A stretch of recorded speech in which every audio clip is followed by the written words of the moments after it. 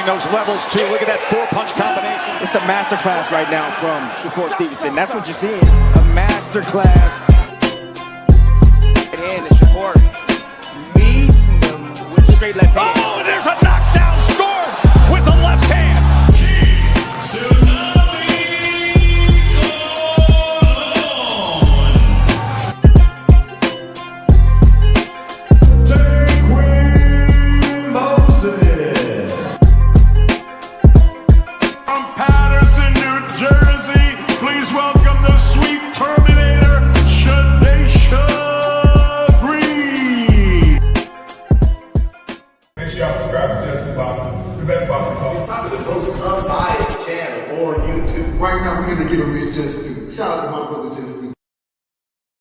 Do you foresee yourself being in, let's say, more thrilling fights as you get older? Basically what you're saying is Floyd. Get beat up and get some black eyes, then get your hand raised. No. Stoop to everybody else's level and be stupid. When you get older, I'm saying. When you get older. Do you think there's nothing cool about taking punishment, getting beat up, getting bloody lips, and getting a check. The coolest thing I can do, I can dominate you, shut you out, and make crazy money, and go home and live with my family in a very, very comfortable and happy way. That's how I like to do it. Lifting weights and being strong doesn't win fights. Having great timing and being a very, very smart and intelligent fighter wins fights. I mean, I've been in there before with guys that was a lot bigger and probably hit a lot harder and a lot stronger. But Floyd Mayweather always has the remedy. Okay. Well, 37 opponents had heart, and all of them came up short. Speed kills, I guess, right? Watching you in person is a lot faster than on TV, man. How important is speed? Well, it's not about speed. It's about smarts. It's about smarts, and it's about not getting hit that much. Baldamir's a big guy. What are you going to do to offset the size difference? It's not by size. Skills pays the bill at the end of the day. It's about being smart, and the smarter fighter is going to win. Most guys I don't beat them with speed and power. I beat them with smarts. I'll think about it. It's more up here than. Bring the truth or tell on your ass what you're doing or what you're not doing every single time. You can lie, you can bullshit and all that, but when that bell ring, if you ain't put that work in, it's gonna show, bro. It's gonna show. Not to mention y'all in a sport that can cost you your life. Literally, you can die in this shit. So if that's the case, man, if you're gonna do this, don't bullshit with it. If you don't really want it, say to yourself, keep it real with yourself. I really don't want this shit. I can't put the work in that it requires. Walk away. Ain't nobody mad at you. Go out there, you're young enough, you go get educated, get a skill, do something, man. But don't play with this, man. You can get killed in this shit, man. You want honesty? His channel. It throws real punches. Rescue Boxing gives you skills, heart, and culture. Straight up. I catch every drop on my lunch break. Can't miss it.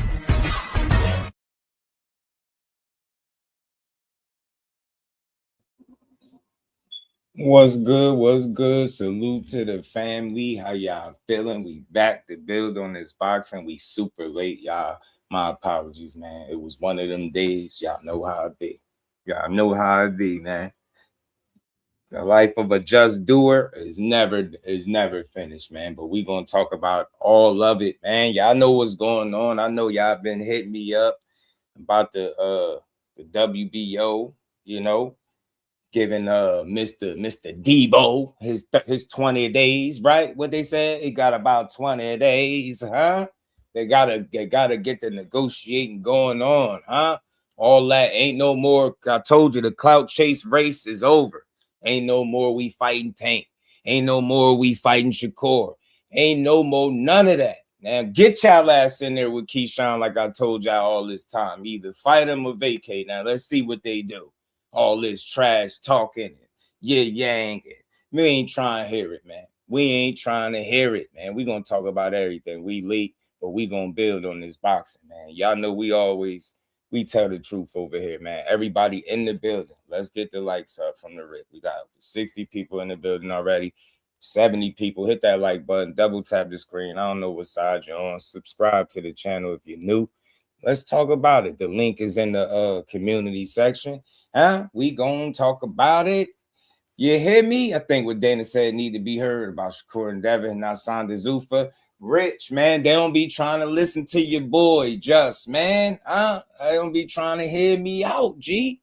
You hear me? But everybody in the building, make sure you hit that like button, sub to the channel. We gonna build. We got a lot to talk about. Shout out to Boxing Press. What's good, family? How you feeling, man? Shout out to Steph, my dog. Radio is in the building. Rich, my dog. Judah, what's good with it, Brody? Radio was in the building. Shout out to my baby girl. Look at her popping up from face at the book. Mike Magic, what's good with it, family? My guy, always good to see you. Band up, what it is, man. What it do, homie? Shout out to everybody, man. We got over 100 people in the building. I don't know, whatever side you're on, hit the like button. Double tap the screen if you're on the vertical side. Subscribe to the channel. Hit the link if you want to come up and chop it up. We gonna talk about it, man. You get me? Yeah, Rich, I tried to tell him, like, because they was saying, you know, Shakur, who he signed to, and this and this and that. And I'm going to just tell the people that like to hear the truth, man. From what I understand directly from the source, he still was ironing out his deal. He's not signed to Eddie Hearn. He's not signed to Turkey. He was never signed to Turkey. He definitely not still signed to Bob Arum. People are just making their own information up and running with it. The reason why he went a bit quiet is obviously he still was trying to get his situation secure behind the scenes, right? You can't get nothing done on Twitter. You gotta do your work behind the scenes where it really matter at. And like I said, for perfect example, they've been doing all this quote unquote negotiating with everybody, but now you fast forward to today. Now it's a Keyshawn Davis situation. You get me? Cecil, what it do, homie? Everybody they're like, well, let's talk about it. We're gonna get to all of that though, but you know, Boots Ennis, man. And one mixtape Boots is what I call him, right? That's my nickname for Boots. And y'all know why. Y'all see the and one mixtape that he put on this past Saturday. And it drew a lot of different criticisms and opinions. You know, it's all good. Everybody sees things different, but something I had noticed, man. You know, Tanker, I always laugh. He a little angry dude, man. He was on the sideline, angry as hell. He even took some shots at Boots. I was surprised, but then again, not surprised. Because I'm like, damn, Boots stay out the way. Boots don't be bothering nothing and nobody, right? Boots just trying to be the best version of himself that he could be, man. And in the process, you know, it's going to come with some criticism and different things like that. But I thought this attack was a little unwarranted from Tank, man. I think, like I've always said, you know, I think fighters, they all sensitive to a degree, because most of the people that critique their work and criticize them can't do what they do and have never done it more times than not, right? That doesn't mean that you can't have a solid opinion on what you're seeing from you know, Tank or any other fighter, right? But these dudes be sensitive, and I think since he's been on the sideline, he's been idle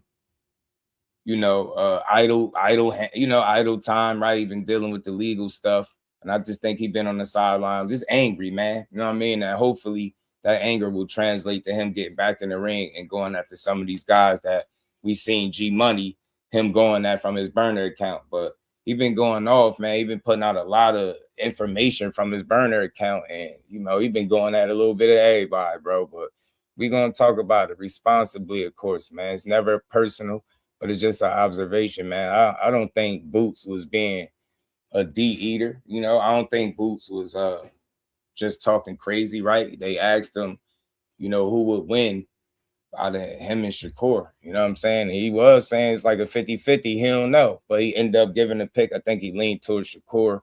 And, you know, that's like a trigger word for Tank, man. Just call it what it is. As a competitor, as a boxer, he hear the name Shakur, he start to go off. But he don't want nobody saying it's a 50-50 fight, it's a good fight, nothing. Like, he just be super sensitive. But I'm gonna play the clip in which he had went off on Boots. I was like, damn, man, Boots catching strays. You feel me? I'm like, damn, what Boots do? You know what I mean? Boots a hell of a fighter, man. You know what I mean? Shout out to my baby girl, Miss Just Do, in the building too, from the Facebook account. I see you. Yeah, but everybody have to like, but let's talk about it. So look, man, here go the video. Let's get to it. Let's play it, man. Let's see what Tank had. Talk of Tank. I think that's a great fight. You know, I think that's a great fight. I think that's a fight that should happen. You know, hopefully it happened, you know, after Tank, finish handling the business with him and Lamont. Well, if they don't rematch or not, if they don't rematch, then I think him and Shakur should fight next. Great fight, two great fighters. I can't really say, because they two great fighters. They got high IQ. They both sharp. I think that's a 50-50 for me. Like the best man won. Yeah.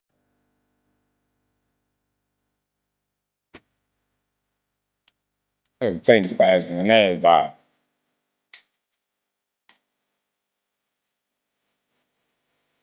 Boots got clipped over and over last night, man. I ain't really pissed off. Hold on. I know what I'm gonna do too. Give me a second, because I'm gonna finish playing that. Y'all see, he just been spazzed. He been going off on Hitchens. Coach Calvin and Tank just been pissed off, man. Word got back that he's training with Jose Benavidez now. It's a lot going on in Tank Davis' corner in his career, man. But through everything, I'm just hopeful that he make the best decisions for himself, put himself in the best position possible to get back and make the kind of return that us boxing fans want to see from him. You get what I'm saying? We just want to see him get back and start putting some of these heads on sticks, as they like to call it. Right? Heads on sticks, man. That's what I want to see, man. But he been pissed going off on that a little bit of everybody. I think Boots just caught some strays because, again, he gave his opinion on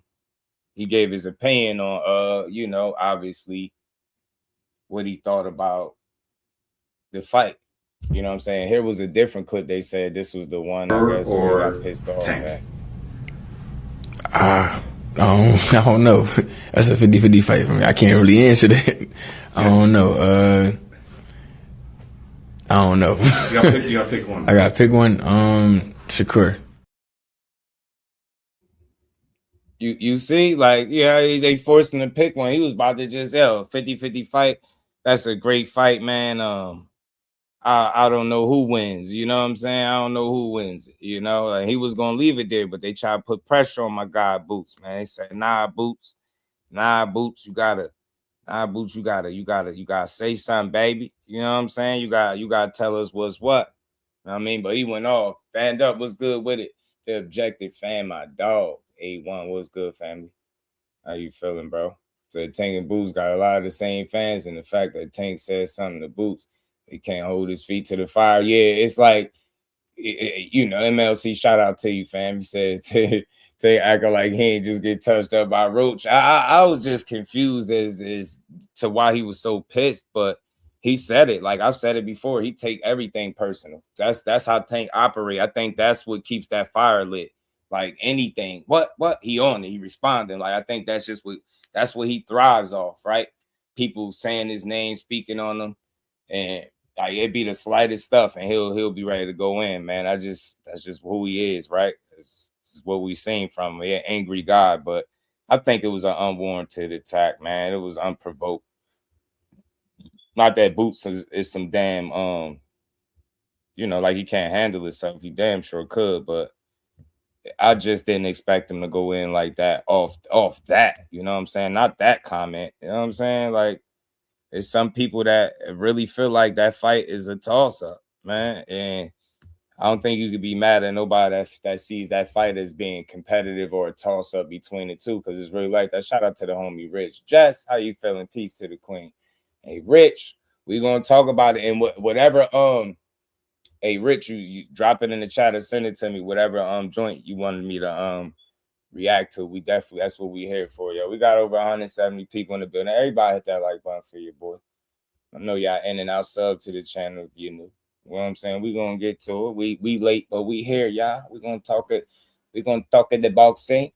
But I was like, damn, Tank. That's why I want to see him get back in the ring sooner than later, because I want to see him take that anger out on somebody in the ring. You know how he do. You know what I'm saying? He compartmentalize, and he get in that ring, he be locked in. And that's just what I want to see. You know what I'm saying? I just think he on the sideline like, look, these dudes still talking about me. Everybody mentioning my name. He just snapping at everything. It ain't a right or wrong thing. It's just who he is, right? I ain't mad at him for it, but I would love to see him back in there, put some heads on sticks, man, because that's what we know him for. You know what I'm saying? I want to see him get back and really punch on some people.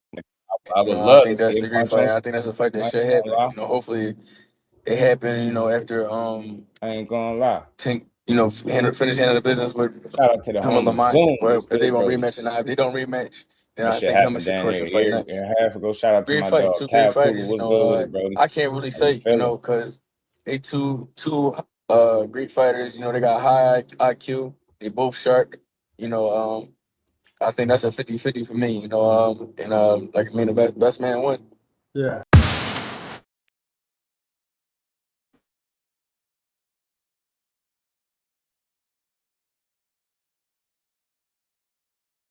Quick. Did y'all know he was gonna get clipped last night over and over again? No. He said so when they asked him who he thinks gonna win with me versus someone else, his answer should have been, I don't know because he don't. Ninja just eating whatever cool for the moment. And you know, he was responding to somebody saying, and why you on Boots? You know, he never hated on you. Tank just being sensitive, man. Like I said, he take everything personal. At least he admitted. It's not a right or wrong thing, but I'm like, man, this is why I want to see him back in the ring.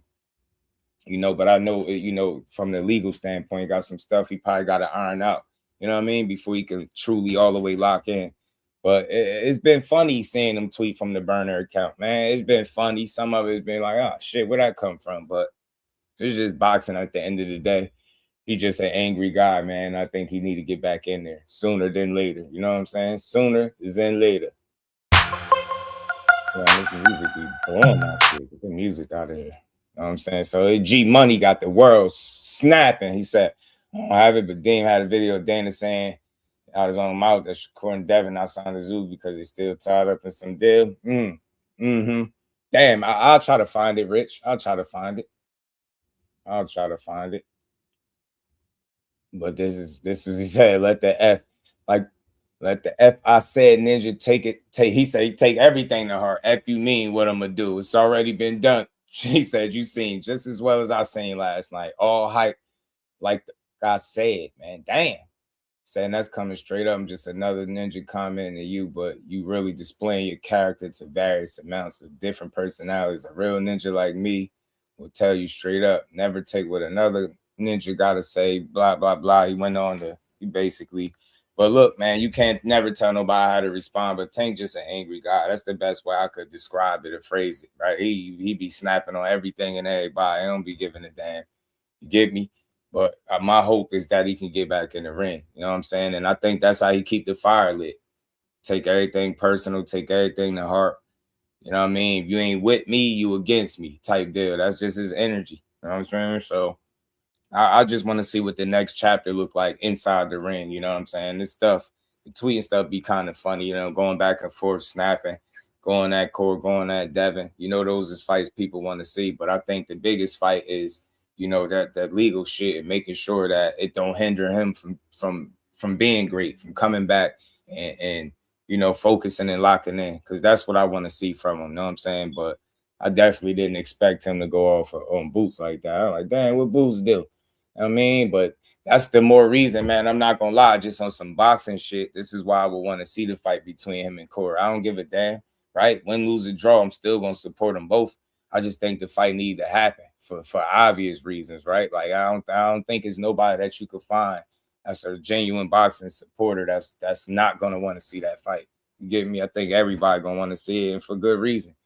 You get what I'm saying? Good reason. It's one of them 50-50 matchups. It's a must-see fight.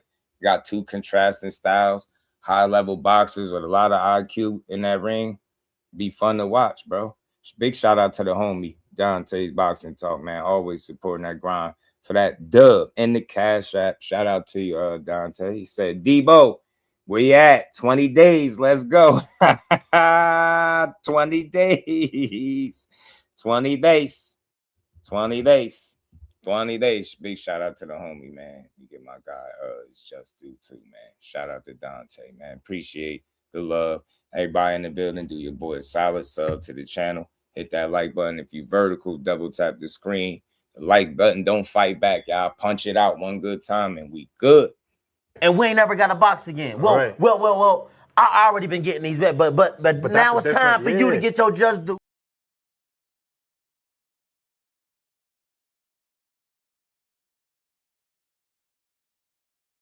He said Tank ill or hurt. His peers gonna talk about more than him right now. Yeah, he got that. Don't you ain't gonna forget about me energy. You know what I mean? Like hold up. What y'all said now, huh? You know what I mean? He even when it say he's still the face. You know what I'm saying? I like to hear it pop his shit, the boxing shit, because I just want to see the fights. That's all. You know what I mean? I ain't gonna make the conversation toxic, but I just want to see the little angry man back in there because it's fun seeing him put people out. Stop dudes and flip off the top rope. We love it, G. You know what I mean? And he, you know, love him or hate him, he is a big attraction for boxing, and it's fun to watch. You know what I'm saying? He be tripping. You know, he an angry guy, but you know that ain't a crime. You know what I'm saying? I just want to see fights. That's all. So hopefully this, you know, him going in like this just mean that the fire's still burning, and that as soon as he's able, he gonna be back in that ring. That's, you know what I'm saying? Because that's what I want to see. You know what I mean? He's sitting back seeing what's going on. He like guys getting comfortable, dudes making moves, guys winning fights. He like, y'all ain't gonna forget about me, huh? I'm still here, G. I'm still here. Shout out to Blue. What's good with it? Kurt, what's good with it? My dog, man. Bill posted on Twitter, Davis and Davis back to back. Yeah, we'll see. Nah, but they just said they was fighting Tank, right? Gervonta still not ready. Probably not, you know, far as from on the legal side of things, but you know, just seeing him on the stream with AB, he still got his weight down, which is good. And, you know, the sooner the better. You know what I'm saying? He going to always be an attraction, I think, as long as he in this sport. You know, he's going to have people that just want to support him and want to see him fight. I'm one of them people. I want to see him get in there and fight. You know what I'm saying? Get in there and Tank with your little angry ass, man. He said, well, your boy got touched up by a non-technically guy. So what that makes him? Level beneath me. So talk highly when you speak about me. You know what I'm saying? You know, you heard G Money. You heard him in my Leonard Ellerby voice, in my Bo Mac voice. You know what I'm saying? He said, but you ain't packing no heat behind your words. He's all hype, this and that, but you've been out for a year after a controversial loss. If anything, everybody pointing fingers at you and calling you all hype. You have yet to blah, blah, blah. That's somebody probably going there and look.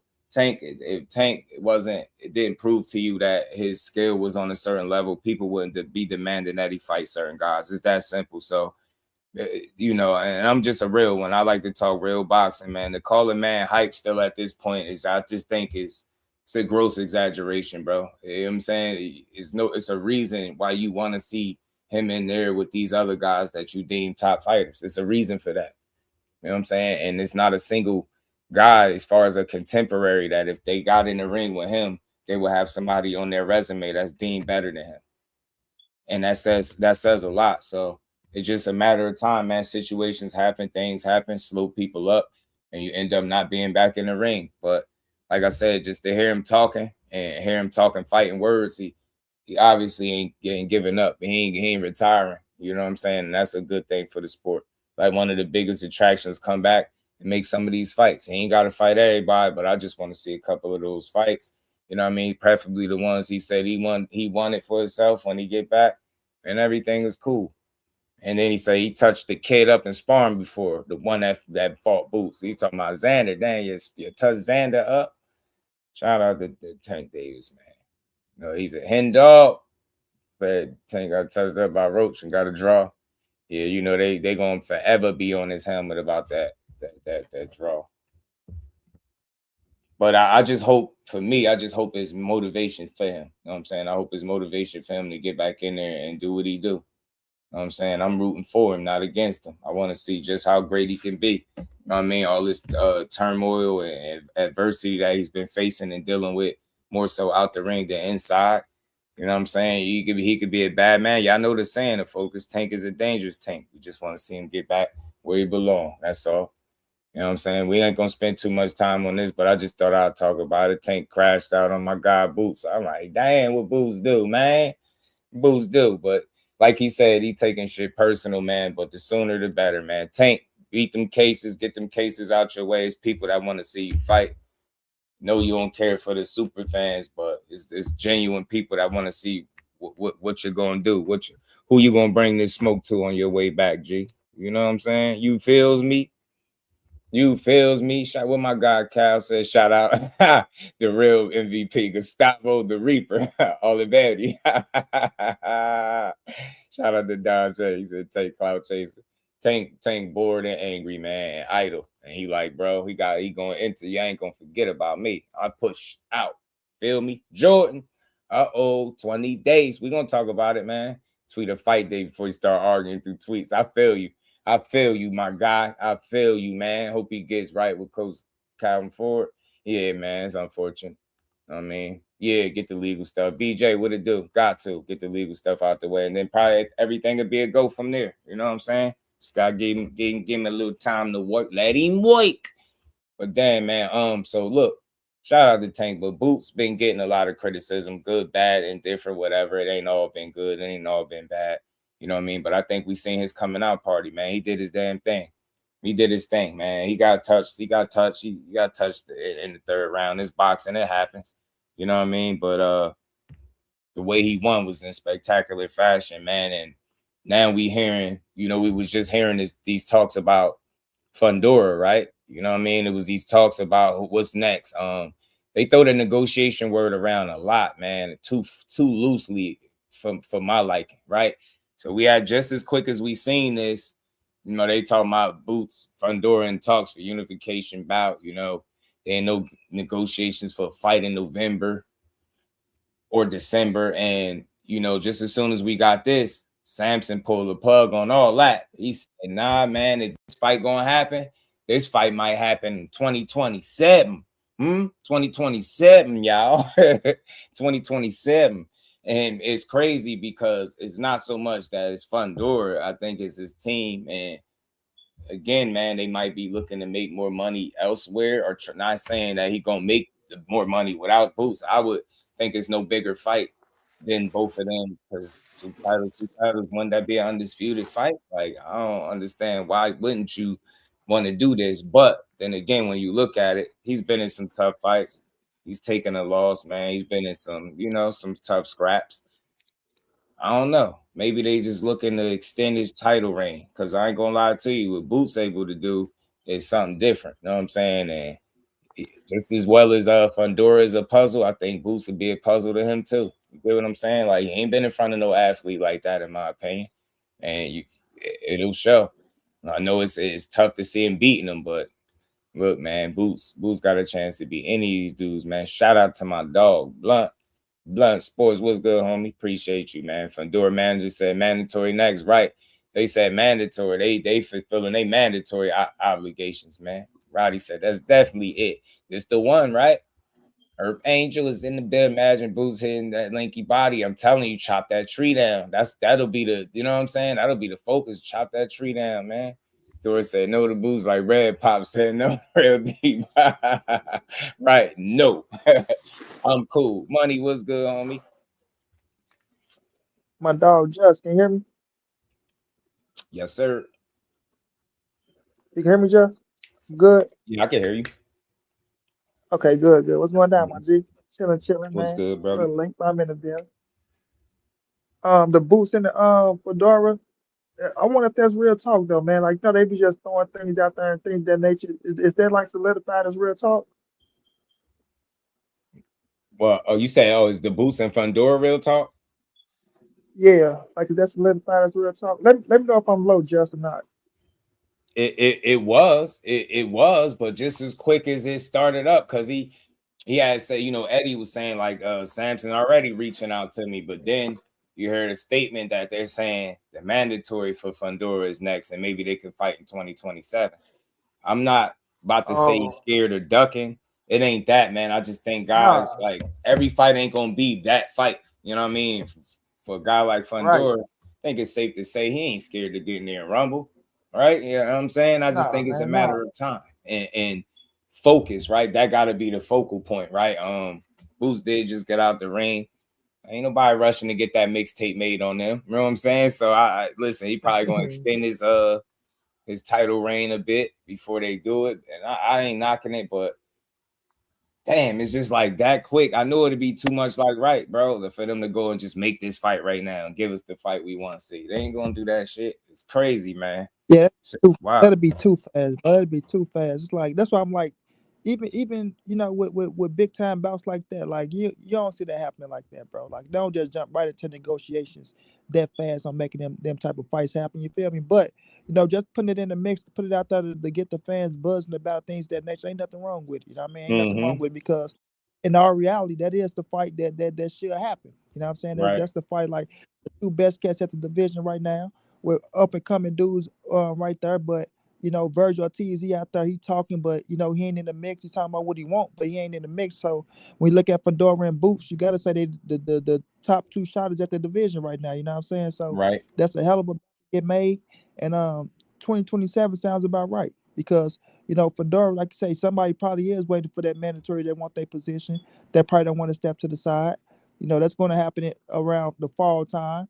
Like you say, Boots just had a fight. Get him another one in. Let them fight, close to each other. And then, early 2027 or the summertime of 2027, make that thing happen, bro. But that's a hell of a fight. But I'm with you. I ain't going Fundora ain't afraid to fight nobody. Let's put it out there. Him or his sister, bro. I think they got the horse of life. You know what I'm saying? And we know Boots, he say he be the best. He going out there looking good. So we'll see how that play out. But I don't think neither one is afraid, you know what I'm saying, at all. Right, I'm with you. We quick to do it, man. Like just throw the duck label around, man.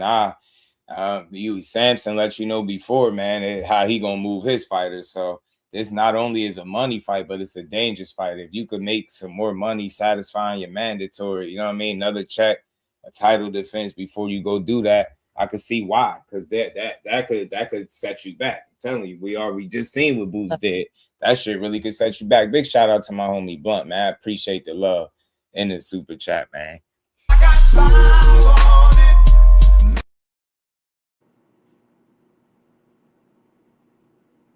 Crazy. It's crazy though, man. But like I said, it's just been too perfect for them to really come out and give us a Fundora fight next with Boots.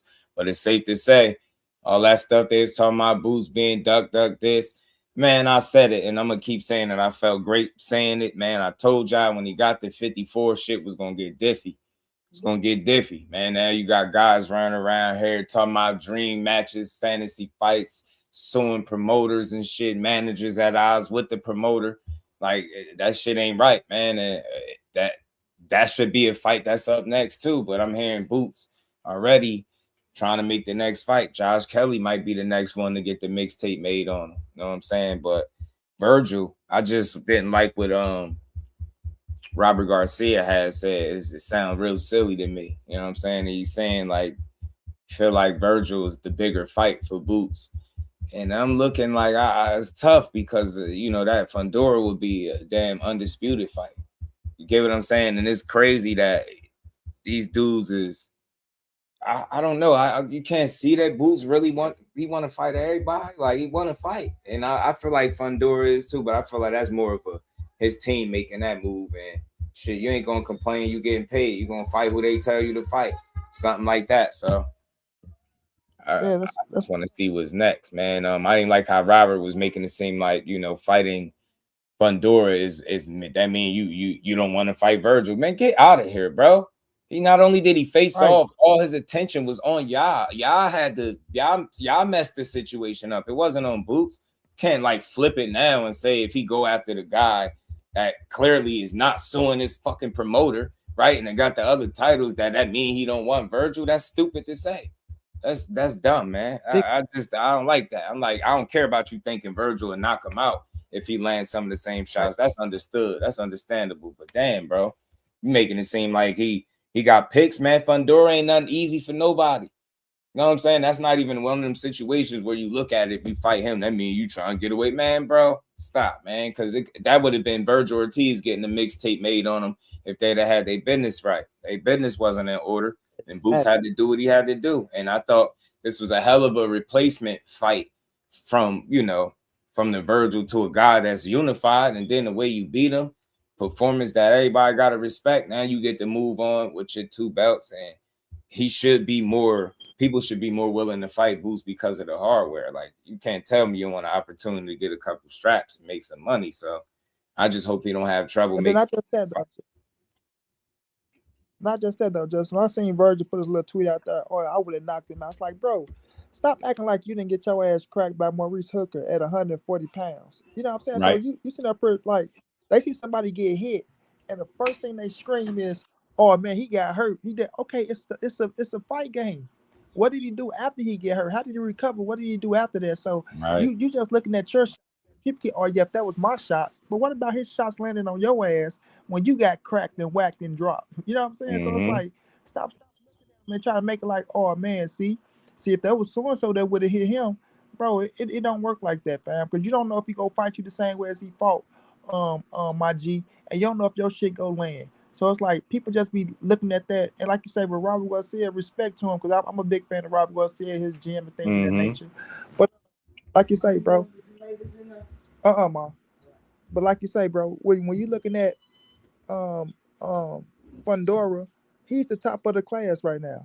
So it's like you can say what you said about Vergil. They thinking that Vergil got more clout, and he probably do got more clout being a Mexican fighter and having his name known, things of that nature, shit like that. But out of sight, out of mind, bro. I don't like people that be talking from the sidelines all the time. Like you say, just if you'd have had your business in order, you won't have to worry about this. So you're gonna get pissed off at somebody who got their business in order and unified chat and sitting at the top of the class, bro. Especially after what he just did to Keith Thurman. You know what I'm saying? That put a lot of respect on motherfucking Fundora name partner. So don't think that you're like Vergil, because Vergil, you ain't this big ass star, bro. You ain't a big ass mega star. Feel me? But you're known. But out of sight, out of mind, man. Get your ass in there and do something and make it happen instead of just talking from the sidelines, bro. Like you said, it's cool to say you feel like you're knock them out, but don't go out there and saying who was the bigger fight as if somebody's ducking to fight somebody else over Vergil, because that's definitely not the case. Right, man. That shit. And I like Vergil. He a hell of a fighter. I don't think he ducking no smoke either.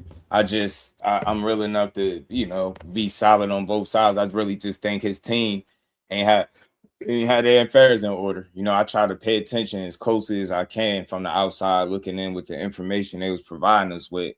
And I was able to pick up clearly that it seemed like the issue was the lack of communication. Why is Rick saying that y'all not having conversations? Why are you not in conversation with the manager as the promoter so this shit running smoothly? Why is it that, you get what I'm saying, you're going online and doing this stuff and going back and forth with the manager? Like, nothing about that situation made me feel like the fight was about to get worked out. It was just like too much dysfunction. Like, you really got the damn manager and promoter beefing, and you telling me y'all about to smoothly make the biggest fight in Vergil's career with Boots Ennis next, and then look how this happened.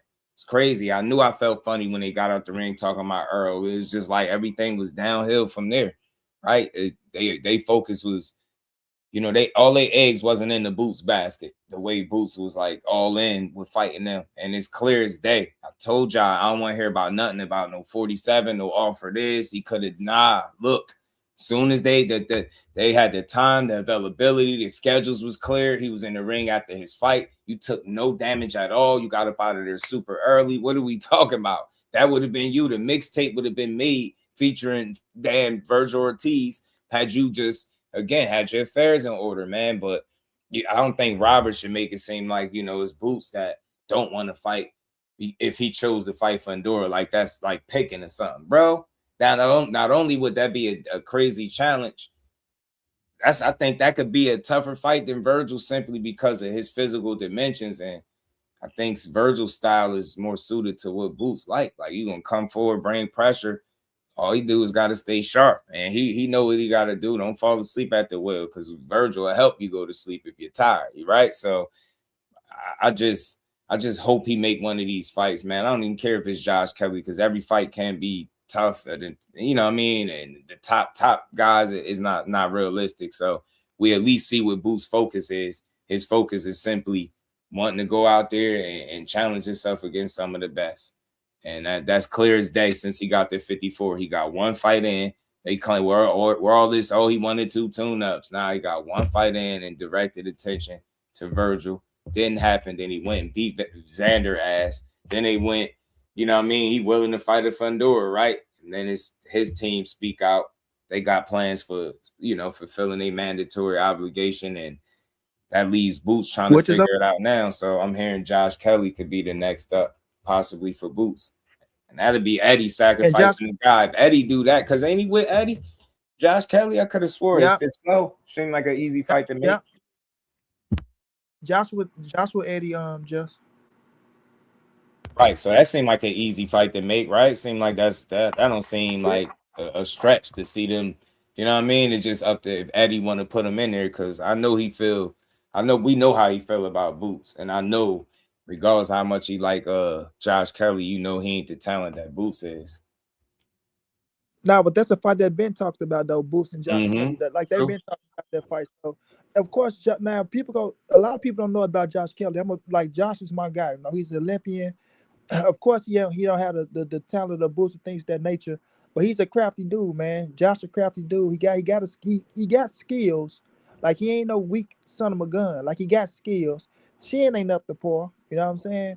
But Josh got skills where he can last a few rounds. He gonna get knocked out for sure. But the thing about it is, it's a money fight, Jesse. That's what people got to understand in this fight game. Like you say, every fight is not going to be the big fight that you're looking for, bro. And as a fighter, you want to get paid, fam. So, but Boots fighting Josh Kelly, going over to the UK, right? Because it'll make more money over there. Just being realistic about it, feel me? Going over to the UK, fighting my man over there, that'll be a hell of a money fight for Boots. And not just a money fight, a recognition fight. You know what I'm saying? So you going over there just like motherfucking the Smith boy. Was it the Smith brother? Damn, who the Tank fight? It was one of them brothers over there when he was with Floyd and shit. Y'all know what was it? Liam, what was it? The Wash. Liam brother, the Wash brother. Yeah, you're right. It's the Wash brothers and it's the Smith. But it was one of the Wash brothers. But it did good for him for his recognition, you know what I'm saying? Because them Brits coming out. The Brits go ride for they fight. They ain't like UK. I mean, they ain't like Americans, dog. If they fight somebody else America, they go ride for the Brit. They go ride for the UK. They go come out. They go drink, sing motherfucking Sweet Caroline. They know they probably gonna get their ass put. They still go pull for their fight. You know what I'm saying? Because they're proud. They're a proud country. So you going over there getting that recognition, bro. That's a good look for Boots. Fight somebody like Josh Kelly who got recognition over there as an Olympian. And like Eddie know the game. Eddie ain't stupid. You know what I'm saying? That's putting recognition on Boots because yes, it'd be like Eddie feed one of his dogs to the line, but Josh got losses on his records already. So he rather build Boots up a little bit more because that's gonna bring him more money for his promotion deal. You know what I'm saying? So it's a smart move, bro. It's a smart move. Everybody ain't ducking, but in this fight game, you got to get your money as well. Shit, regardless of what the fans say. Nah, right. UK fans will go crazy for Boots if he fight over there. For sure they would, because they appreciate talent. They appreciate the fighter. They don't care. You can go out there, UK, you can go out there and beat one of their heroes. They'll cheer you on. You know what I'm saying? They just recognize skill. They might hate you at first, but you go out there and put that work in, they're gonna rock with you. You look at Derek Chisora. Look how many people he got him and Wilder had to watch them. They still support that dude crazy. And UK fans be different.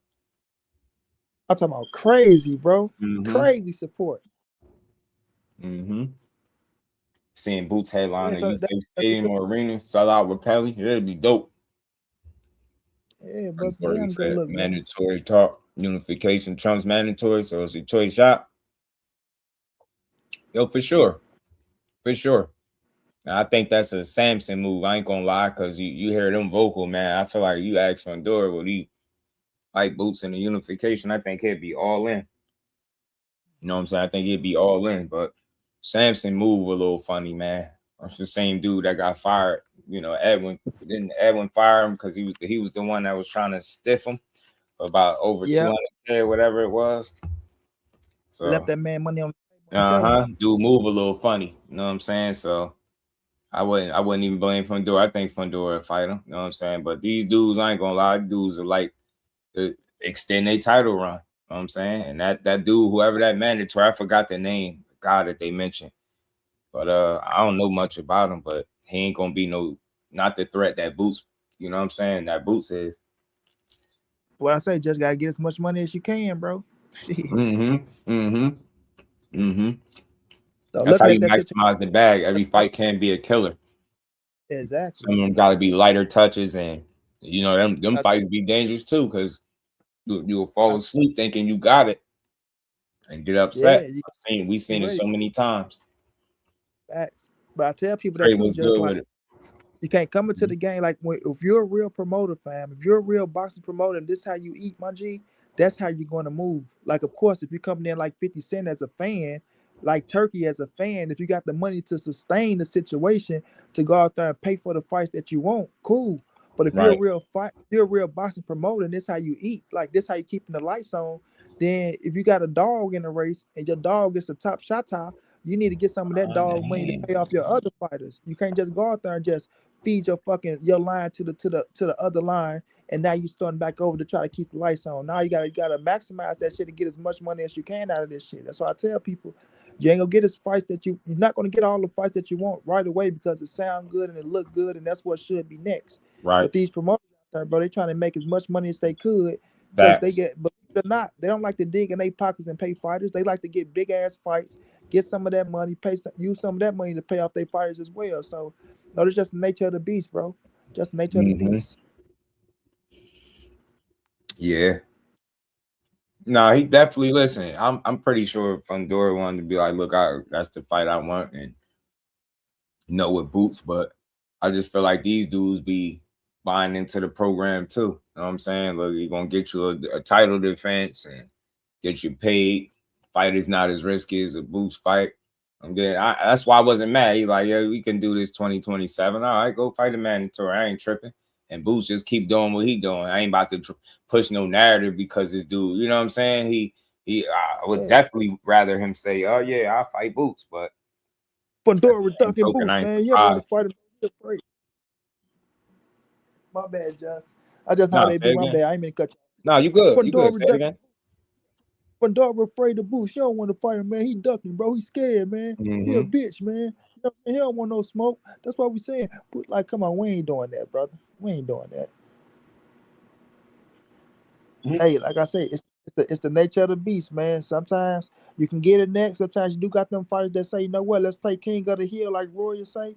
And then you have them fighters that do move how the promoters tell them to move, bro. Like, all right, that fight gonna be there like both of these dudes young. Like it ain't like they getting old and we gotta make this happen next. No, bro. Boots, you go whip Josh Kelly ass, pick up that bag, get the recognition over there. Fundora go whoop his man ass, get that bag, you know what I'm saying? And then voila. They talking that shit to each other, and you know what I'm saying? Like I say, they probably still get another fight in early 2027, and they meet in the summertime, which is sound good. You know what I'm saying? So a lot of people be like, man, that's just dragging. Let them fight next. That's just dragging it out. Well, It's that's just how crazy. things Like go, brother. we'll run right to the duck narrative as soon as the fight don't work. Her fight ain't happening. All right, ducking. No, it could be a good thing for Boots. He fought Xander. Now you go take a lighter touch and then get right back to the smoke if that's what's available. We know if it was up to Boots, he'd be fighting a Vergil or a Fundora. You get me? I just can't believe that shit. You said, did I hear about Shakur fighting Shaq in October? Nah, Rich, I asked about it though. I love to ask about it. Shakur, who in October, Jeff? You say Shakur and Shaq in October. If it happened, like I say, if Shaq can talk his way up on that ass whooping and get him a paycheck, because that's all he go get is a paycheck and ass whooping. Salute to him. You know what I'm saying? I seen him, like I swear on my daddy soul, bro. I watched, like when I was watching the this last fight with Boots and they was interviewing Shaq, I ain't even had a volume on, and I saw Shakur name come out his mouth.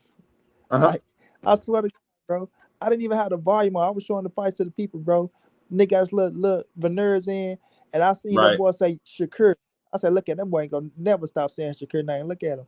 I heard that boy say Shakur next. I want Shakur next. I said, look, that motherfucker want to fight that, get that fight bad. So if he can talk his way up on that fight, man, and all these cats I heard that's talking and all this, Shaki, and no disrespect to him, because he got his name in the mix here, champion. Salute to him. I don't want to sound like I'm hating on a kid. But all these cats that's running around here talking about Shakur ducking Shaki Foster, this, that, and the third. oh, Shocky off the porch, he a gangster, he this, he that, and all that shit. Right. When Shakur whoop his ass, I want to see what y'all say then. I don't want to hear no, oh, well, this, that, this, that. I just want to see. I want the fight to happen. Matter of fact, I want it to happen. I want it to happen. I want y'all to see. Right. I want y'all to see how when Shakur says levels to this shit, y'all go see what these levels are. And when you go out there and whoop this boy ass, because some of y'all, oh, he's ducking, oh, he did this in sparring, oh, he did. I want to see what y'all say after he beat the shit out of this boy and show y'all that there's levels. And then y'all see that there was a waste. Oh, well, you know, this, I don't want to hear none of that shit. Because we telling y'all that it's a waste of time. And like I say, I don't want to make it like I'm hating on the dude, because I'm not. Like, get your money, bro. I know how hard the fight game is, but you getting a paycheck and ass whooping. But I just want to see the nerve they push after that happens. Because all they going to say is, go fight so-and-so next. That's all they going to say. After he whooped that boy ass, okay, well, you did that to him. Now go do it to so-and-so. And you didn't knock him out. And you ain't even get the knockout. Look at him. See, he can't punch. He ain't knock him out. So, yeah, we're going to see what they say after that. Right. Man, telling you, man, I'm loving this shit, though, man. The Boots era has begun, and this shit getting fun already. Because he bought all the shit that people, you know, said he wasn't on. He with it. You can't say he ducking shit, turning down smoke, not going towards it. He literally got his boots and his gloves, and he going to work, man. And to see how he won Saturday was a spectacular win for him. I know he's going to try to follow that up fighting somebody else. This dude really like to fight. I want to see how many people really going to step to the plate now that he got 2 belts. I don't want to hear shit about nothing. Right? He's still hype. Y'all still call him hype. Won't y'all go in there and see if that mixtape don't come out on you? That shit going to drop. It's easy to talk crazy about Boots till it's time to fight him. Exactly. And then another thing, just how they were trying to say how Shakur be kissing ass, this, that, and the third. Look at Terrence Crawford tweet and look at Shakur's tweet about Jaron Ennis. Since y'all want to say, oh, all he do is follow up behind Terrence Crawford, do what Terrence Crawford say, this, that, and the third.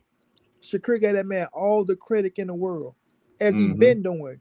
Been saying Boots is a bad motherfucker. I think that was the tweet right there. When he said Boots the real deal, always been. You got hit with a good shot and went straight to seek and destroy mode. Real throwback fighter. Real throwback fighter, right there. Bro. Yo, everybody in the building, I know y'all, it's a lot of y'all on that vertical side. Double tap the screen. Let's get the likes up. Don't matter what side you're on. Support the grind. We gonna build, man. Shakur always said, dudes that's gym rats, he named himself. He named Jaron Ennis. He named Canelo Alvarez. Terrence Crawford. They be mad at man. These dudes just be mad at boxing. Every day they wake up mad. Yeah. All facts, no opinion. What's good, fam? A-Beezy, what it do? So Shakur, I don't want to fight Shakur. Let's do it. I want to see it. I ain't gonna lie to you, cause it just is shut it up, right? Y'all get what y'all looking for. I'm gonna laugh. I come on here laughing. I already know. I know Shaq gonna compete. He's a damn good fighter, and I do believe he believes that he can win. I don't think he just like just saying to get attention. I think he believes the shit he's saying, and that's what made me want to see it. And I think he deserves an opportunity because he had back-to-back credible good wins. And shit, that's what you want to do it. I'm not against it. That's what Shakur need. He need people that's going to challenge him or that want to fight him. So he ain't got to go through the same bullshit that he went through when he first got to 35. Fought Yoshino, and then it had, had hell getting an opponent. He was inches away. You give him so close to the Frank Martin fight coming to fruition. It didn't happen. So I just don't want to see him in them situations. I don't care. I'm telling y'all now. I don't care what these fighters sign. If it's Zuffa, if that's what worked for you, go there, bro. I can't expect you to do what I want you to do. I don't want these dudes to do nothing but fight the fighters that want to fight them for real. So the next opportunity for some of these dudes end up being on Zuffa, so be it. But look, Shock been talking about him in every interview. Said Devin Haney got more heart. Something. He was saying something. Devin Haney got more heart. Something than Shakur. I was like, okay, Shock. I see you. I don't agree, but I get it. I mean, Corge is smarter than what people are. You're not going to see him put himself in stupid situations like that. So big shout out to my homie Marcus, man. Pardon me.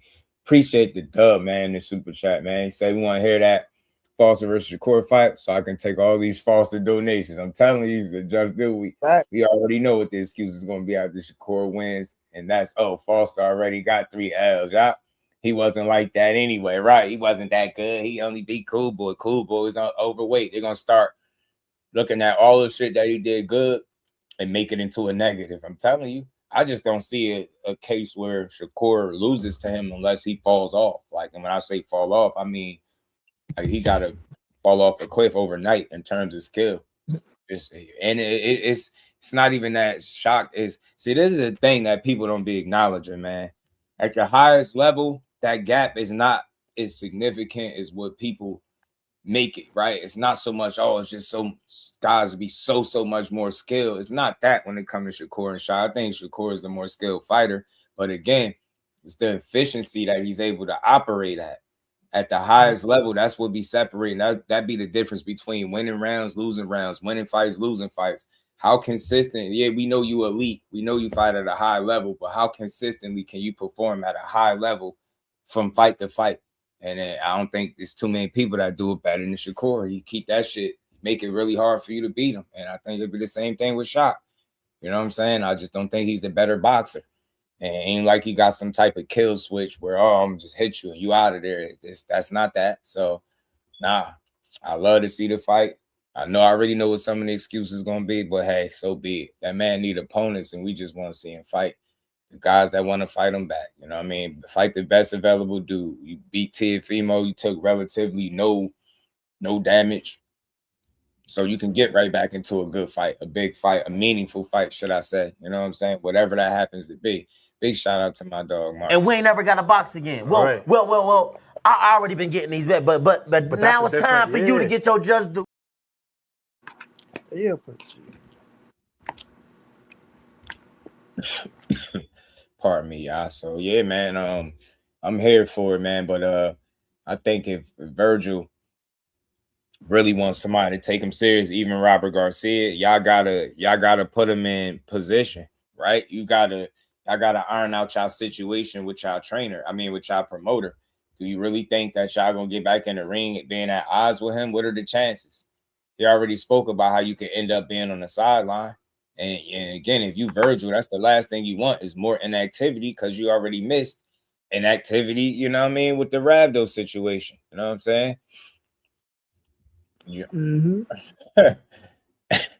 He says the majority of Shakur fights have been a waste of time. But at least this is a fight to want to see. That's crazy to say, bro. Boxing fans the worst, fan. The fucking worst, man. Yeah, Boots is the real dirt. Boots want the smoke, man. And everybody that said they want to fight him, he with it. You know what I'm saying? Vergil should go fight the intern mandatory. Vergil gonna be finding himself on the outside looking in for some more. I'm telling you. Better because again, as long as he beefing with Oscar, you gotta take everything with a grain of salt. He can't make no moves, can't make no fight. You can't talk about who should fight Vergil next, or we'll take that fight with no tune up and we don't need to tune up. Nah, it's not up to y'all though. Like that's why I'm not fooled by it. Don't make Boots out to be something he not. He know that he tried to fight this dude. And you end up having to sue his promoter. Now you've been on the sideline. They ain't been talking about Vergil and nobody. Matter of fact, I'm lying. They said something about Vergil and Ryan Garcia happening, in which I seriously doubt. So, me too. No, Vergil better get right with Oscar, man. Ryan Garcia ain't fighting no goddamn 154, so they know that's bullshit. And Vergil ain't coming down from 154, so we know that's bullshit. For the ones that say Shakur fights has been a waste of time, Shakur last 2 fights is up there with everybody else last 2 fights because those are a motherfucking. Yeah, I thought that was stupid to say. I get it. People got opinions, but that's a silly opinion, bro. He dethroned Tio, the most established champion at 140, moving straight to his weight class to beat him. The fight before that, he had to Chase Williams and paid it for a little bit. Finally got that fight, beat him at his own game. Back-to-back fights, and then the last one sold out. I was like, nah, dudes ain't wasting their time, man. It's y'all. That's why I'm glad that these fighters understand that y'all opinions don't pay them. So you just gotta go out there and do what you do. and that's why boxing at where it's at now. Because the shit that y'all Oh, saying money. right there, Shout out to Sunchild. y'all don't respect Mm-hmm. the fighters, y'all don't respect the work they put in. Even if y'all don't like a fighter, y'all don't even know how to give a fighter credit, and it's just due. Even if you Right. don't like them, like that's bullshit, fam. That's the shit that get to me with some of these content creators out here. I ain't gonna say no names, but the ones that try to shit on these fighters and can't get them, they just doing their credit when they go out there and do something good. You know what I'm saying? So it's like it just be bullshit. Y'all sit around and listen to that bullshit, and that's what put the bullshit in y'all head to make y'all come up here and say dumb shit like you said. Yeah. Yeah. So Teal better be rolling because they're gonna show us record one with CLP. Don't. Oh, you know they did. Just like with De Los Santos, he get knocked out somehow. That got something to do with Shakur. It'd be weird. Like, bro, he beat De Los Santos sick and injury and moved on with one hand. I don't care nothing about no De Los Santos. Now maybe I can stop talking about him so much because I ain't never see somebody get that popular off a loss. That shit was crazy. They were talking about that fight like he won. Port City, Shakur's tank is a must. Yeah, man. They just gotta get that business together, man. Put the egos and the pride to the side and make a fight. Make one of the biggest fights for boxing. Dudes say they want to be great. That's how you be great. Fighting the tanks, fighting the Shakurs of the world. You got to. I mean, I just hope they make it happen. I could name a bunch of fights, but what for? Like, yeah, I'm not here to change your opinion. You said what you said, but that's the silly opinion, though, fam. We watch boxing not to take credit from them. Like, you know what I'm saying? Like, I don't understand. I don't get it. And it's crazy. If I don't like somebody, I don't watch them. And y'all be saying most. I don't even think y'all seen the fights to even make the point. It ain't no exactly, man. I've seen all 25 fights, man. And I can name every marquee matchup. I don't need box rec, man. I actually go to the fights too. You get me? So you probably can't name them. I can. The man fought for a world title in like his 13 fights, bro. Not just that though, just beat the undefeated Joe moved on. He beat fucking Jamel Herring ass senseless. He beat up Oscar Valdez. He beat up Williams Zepeda. You get me? They're like, we don't have to sit up here and go down this fucking box wreck for you to say, oh, this, that, and the third. We already just by you in here talking and saying what you're saying, brother, you're not giving him credit no way. What's the point of us telling you the fucking meaningful fights that he fought in, and you sitting up here not giving him credit already, fam? If you don't think taking credit away is saying a guy his fights are a waste of time, I don't know what that's about. But I would just, my only suggestion would be probably just don't watch him. You know what I'm saying? That's all I could tell you. That's what y'all think. I'm not out to defend every comment. Hey, some stuff just be a little silly. Like, man, what we be talking about, bro? The best talent in the world, we just find the ways to diminish it. Get what I'm saying? Like the hate Boots got for going out there having a good fight. Competitive rounds, right? We like this. It's a death sentence to get hit with some shots in boxing, and this shit is crazy, yo. It's crazy. No, crazy, man. The fucked up thing is this, Dust. If you go out there and don't get hit like Shakur Stevenson, then you're running and you're scary. Then you go out there, you get hit. You take a lick on the chin like Boots. You know what I'm saying? Take a lick and get a little wobble, a little. You know what I'm saying? A little hit. Right now, oh man, you ain't this and you ain't that. It's like, man, it's damn if you do, damn if you don't, bro. Damn if you do, damn if you don't. It's crazy out here. The best fight the best. I'm starting to realize that. I think people say that just because it sounds like the right thing to say, but when reality, I mean, I think everybody would want that, but we can't control what fights these guys make. We can only support them when they do make them, and you know, the best guys are not always gonna fight every single time out. It's just not. It's not possible. It's just not. That's not how boxing works. Andre Ward will tell you better than I could, right? For somebody that did it, everybody can't be a killer. You get what I'm saying? Everybody ain't gonna be the world beater. Some fights gonna be softer touches. You know what I'm saying? You got to find a way to preserve your career a bit. And the ones that understand that, they go far. You get what I'm saying? But I think every fight has a challenge, right? You know what I'm saying? Shit, the more you expect it to win, the crazier it could get. You get what I'm saying? Your margin for error is even smaller. You're at that window when people are expecting you to go out there and just beat somebody. So, I don't know, man. I just love supporting boxing, man. I don't watch it just to take credit. Everybody ain't got to be the best fighter in the world for me to give you credit for winning. Son of God, my dog was good with it. Just all about building the sport up, fam. These dudes give us the fights we want to see when we support them. But I'll say this, as far as the boost portion, and we could keep we can keep building. This dude is here. He's arrived, man, and it's good to see him getting his flowers for the most part, right? You're gonna always have them naysayers, and we don't give a damn about them. We know what we watching, and that shit is phenomenal. To watch the way he can box and fight. Get what I'm saying? His creativity, man, the speed, reflexes, man, the dog that he got in him. He the total package, man. I think he always gonna have some flaws or some things about him, but that makes him exciting. The fact that he does get hit, right, to a degree, but I don't think it'd be to his detriment. You get what I'm saying? It's a boxing match. It's a fight. You know what I'm saying? And that's what he made it. He made Xander not even use the leg. He made him fight the wrong kind of fight because he was on his ass. I think that creativity and versatility had him, stunned. He was like, damn, I'm telling you, you could see it. Like, he hanging in there, but you could tell, like, he ain't never been in front of no athlete like that. That should be different. Boots punching you every which way, man. And the motor don't stop. You know what I'm saying? He can do that shit for the whole fight. You know what I'm saying? He don't slow down much. He maintain his pace. Hey, Jeff. He's somebody fun to watch. Shout out to Boots Ennis, man. I ain't gonna lie, Jeff. Boy, that boy had me nerves in the motherfucker that third round. For some reason, I wasn't, though. I don't know why. Like, I didn't get the butterflies for Boots like how you be getting sometimes for people. And maybe it was because I already seen the first round knockdown. Like, seeing that, I was like, oh yeah, that's the beginning of the end. And he rallied real well. He did some really good stuff in that third, but I just felt like, bro, if you gonna do that, you gotta put him, because that moment came and then it went, and I was like, you probably won't get that moment again. And he did. Right back to work the next round, and it stayed that way. Shit is crazy. I ain't gonna lie to you. Yeah, Craig, and this combination is next level. Get his credit in that third round, bro. I had like 300 motherfuckers not watching it with me, bro. What I didn't like was, Boots hurt, and everybody in there like, no, he ain't hurt, but I'm like, bro, I know I ain't tripping. I said, boy, I know what I'm looking at. That dude was buzzed. You can see, you can look at the legs. Yeah.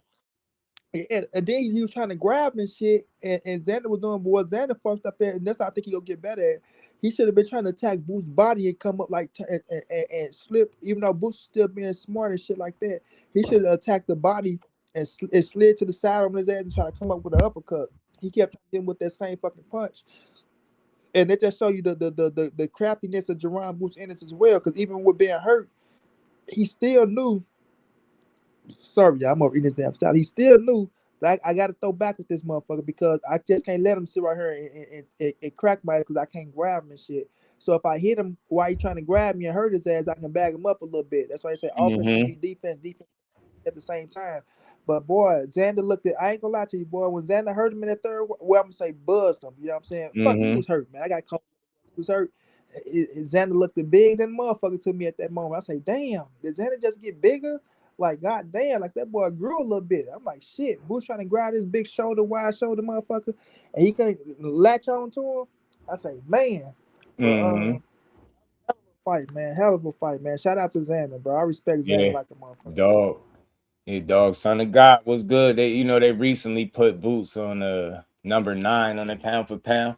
I think that's reasonable. Him cracking the top 10, whether it was 10 or 9, I thought that would have been reasonable. Either of the two. You know what I'm saying? I feel like that kind of when that was gonna happen, and they did it. And it's only the start for this dude. I just want to see the fights, and I'm glad to see people scrambling for their next excuse now that he here. Now he arrived, and you can't find no duck jacket to put on him. Y'all want to, but you clearly see that guy not avoiding no fights, man. And I just can't wait to see what the next one gonna be. It don't matter for me. I ain't complaining. The way I see people just destroy boxing with their opinions, man, I'm just here to support it. If it's not a good fight, I'm gonna call it how I see it. If it is, I'm gonna call it how I see it. Either way, man, I'm done with it. I hate hearing people complain. He gotta fight this. He gotta fight this. I want to see the best fight the best. Yeah, we all want that shit, but sometimes, man, it's not gonna be the fight you want, and I'm not gonna sit here and trash it, man. Especially when you seeing guys give you face-offs, and then one of the guys get out the ring, start talking about anything but that guy. That shit pissed me off because it was like a red flag. All right, I know it's just a conversation, but shit, they was talking about that to the point where the zone felt like they had to make a statement about not being willing to even pay for that fight like that. You know what I mean? And that to me, it's like it went from that. Then you start hearing about the money, then the back and forth with Oscar and the dude Rick. And I'm like, that dysfunction, bro. You think a fight about to happen? I don't see it. And then look, boop, lawsuit. Then I hear Vergil lost. Now he's still on the sideline talking about how you gonna sleep Jaron. That shit sound good. That shit sound real good, but you better go work it out with Oscar, man, because Oscar out here blocking people from fighting. It seemed like stopping fights from happening. You ruined that fight. Conor Ben and Ryan trying to fight. You talking about cease and desist letters. Like, man, god damn, bro. Like, you don't want to see what are you doing right now? DTB was good with it, bro. Yo, was good with it, man. Yeah, man. I ain't gonna lie. I'm gonna keep it a buck with you, Just. Hey, man. I was nervous. I was nervous as hell for a split second because I'm watching it, right? Right. And my lady, she like, he's hurt. And I'm like, nah, he ain't hurt. I'm like, he just, cause you know, Boots be doing a lot of like clowning, and a lot of times, like when he do that step back, it look like he wobbly, but he just not. That's, you know what I'm saying. Yeah. And I'm like, nah, he ain't. That's just him. Mm-hmm. And then he get caught again, and he like, and now you can see, and I'm like, oh shit, oh man, I just got quiet, right? I got quiet, and I'm gonna keep it real. Cause I had bread on the line, so when you got bread on the line, that shit be hella intense. You know what I'm saying? I had a lot of bread on that fight, so I'm like, oh shit. Oh, that's what that is too, though, because you know, yeah, money with your mouth. Yeah. Cause I got a lot of bread. So I'm nervous as hell. I'm like, oh shit. If for that split second, I'm like, damn, dude, he not got no chin. Ain't got no chin. Fuck. I'm thinking like, oh man, don't let this shit happen. And, you know what I'm saying? I know all the talent he got, he ain't got no damn chin. So all them thoughts is going through my head in them, you know what I'm saying? 15, 20 seconds. Right. And then, you know, whatever, he went back and did his thing. But then when I went back and watched it, right, after it was over, I went back and watched it, and I noticed Boost wasn't near as hurt as I thought he was when I rewatched it. You know what I'm saying? Because you gotta go back and rewatch these fights, because when you watching them in the moment and some shit happen that you don't expect to happen, because ain't nobody expect that to happen. You know what I'm saying? So shit. When some shit like that happen, it be a lot more intense. But when I went back and watched it, he was stunned. Yeah. But if you look in his eyes, right, he was still like he was still like his eyes were still there. Right. You know what I'm saying? He still alert. Yeah. He was still alert. His eyes were still there, and he snapped out of it, and then he really got to getting on Xander Zayas' ass again. And to keep it a buck, you know, Xander had that moment, but Boots actually really won that round too. Yeah, you know what I'm saying? A lot of people. If you know, other than that moment, Boots really got back to getting in his ass. He hurt Xander, and he dominated the fight. I just think that him getting caught with that shot, getting stunned, I think that was the best thing that could have happened to him, because you got to understand, when you a fighter as talented as Boots and guys like Roy Jones that just have that raw God-gifted talent, right?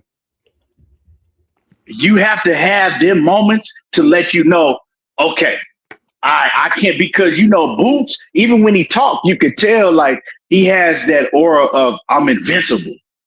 Can't nobody do shit to me. I'm invincible. He really felt like nobody could beat him. And and he had that aura, like thinking like can't nobody hurt me because ain't nobody never did it, right? I've been running through these guys. I'm invincible. Can't nobody do shit with me. You know what I'm saying? At all.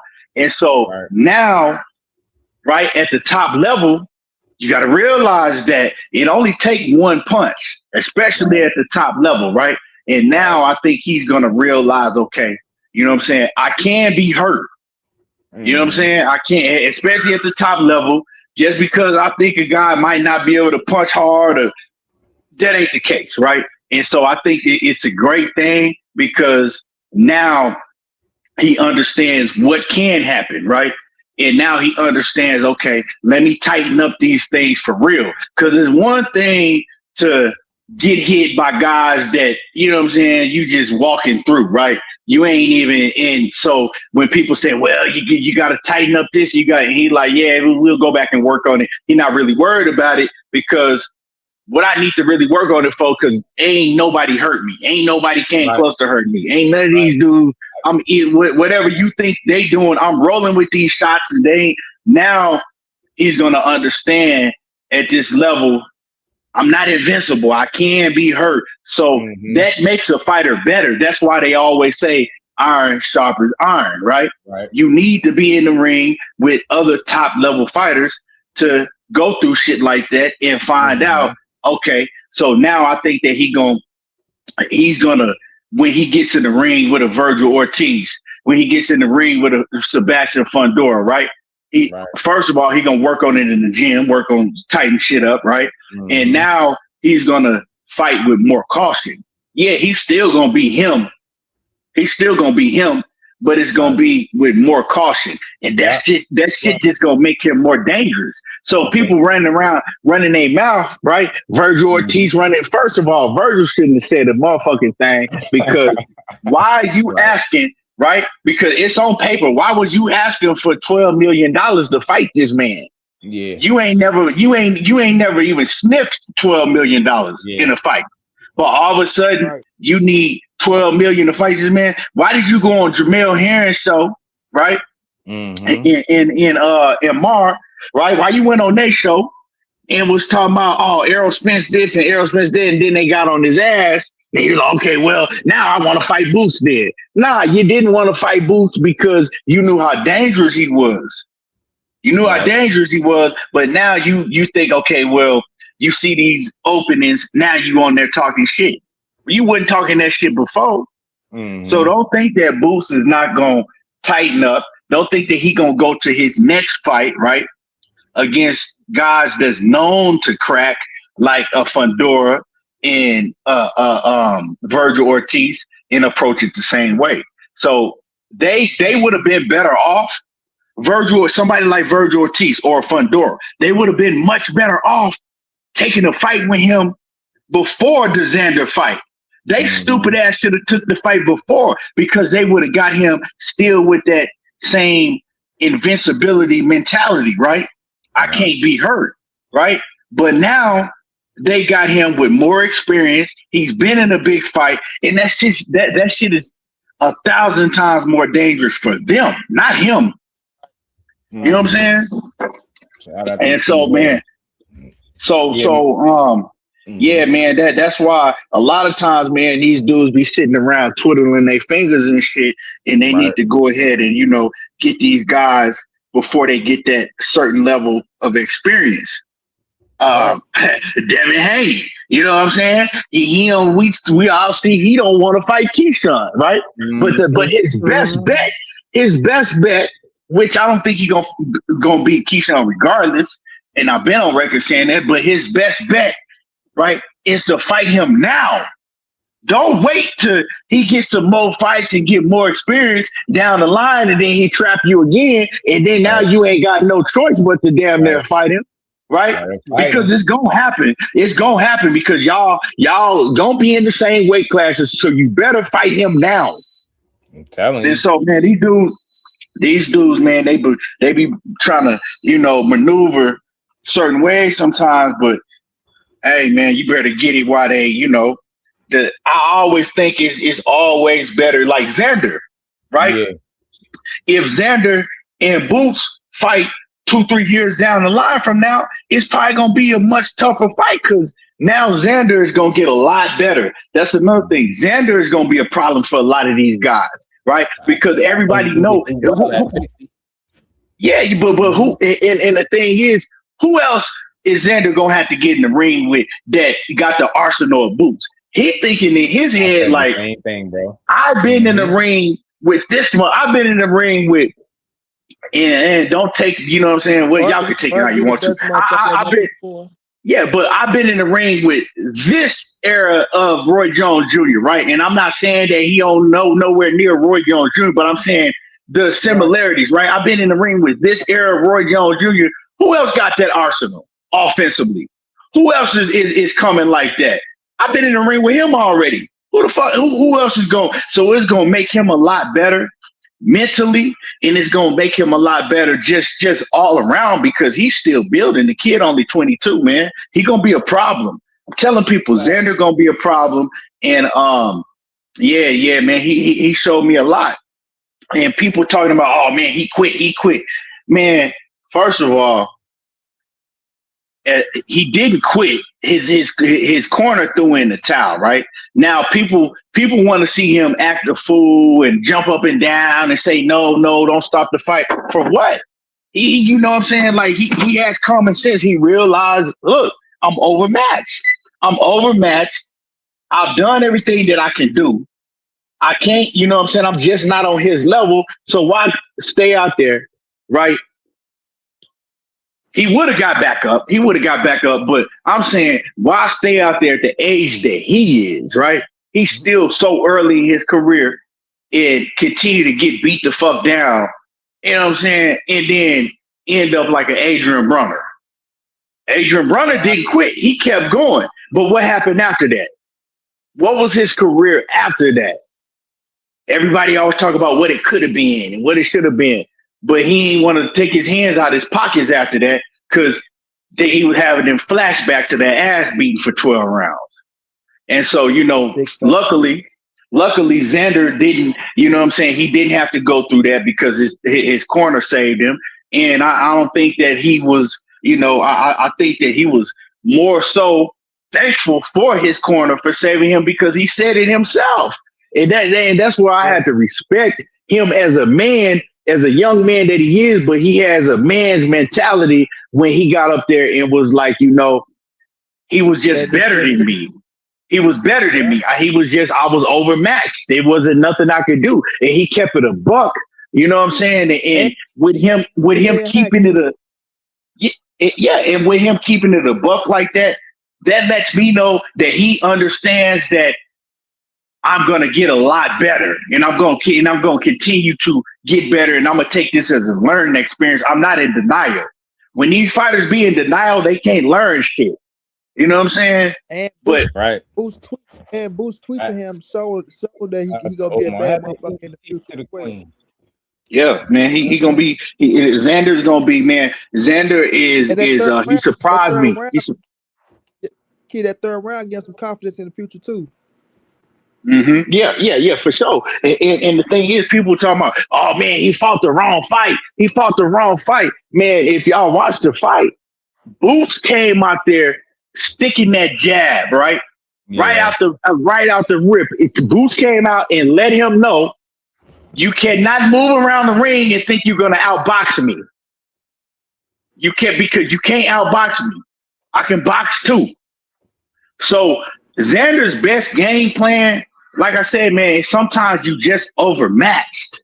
You know what I'm saying? Sometimes you just overmatched and then ain't really nothing you can do. And his best game plan was to go out there and be in that fire, because what is you going to do? You're going to move around the ring and try to outbox somebody that he already to show you that his jab is better than yours, right?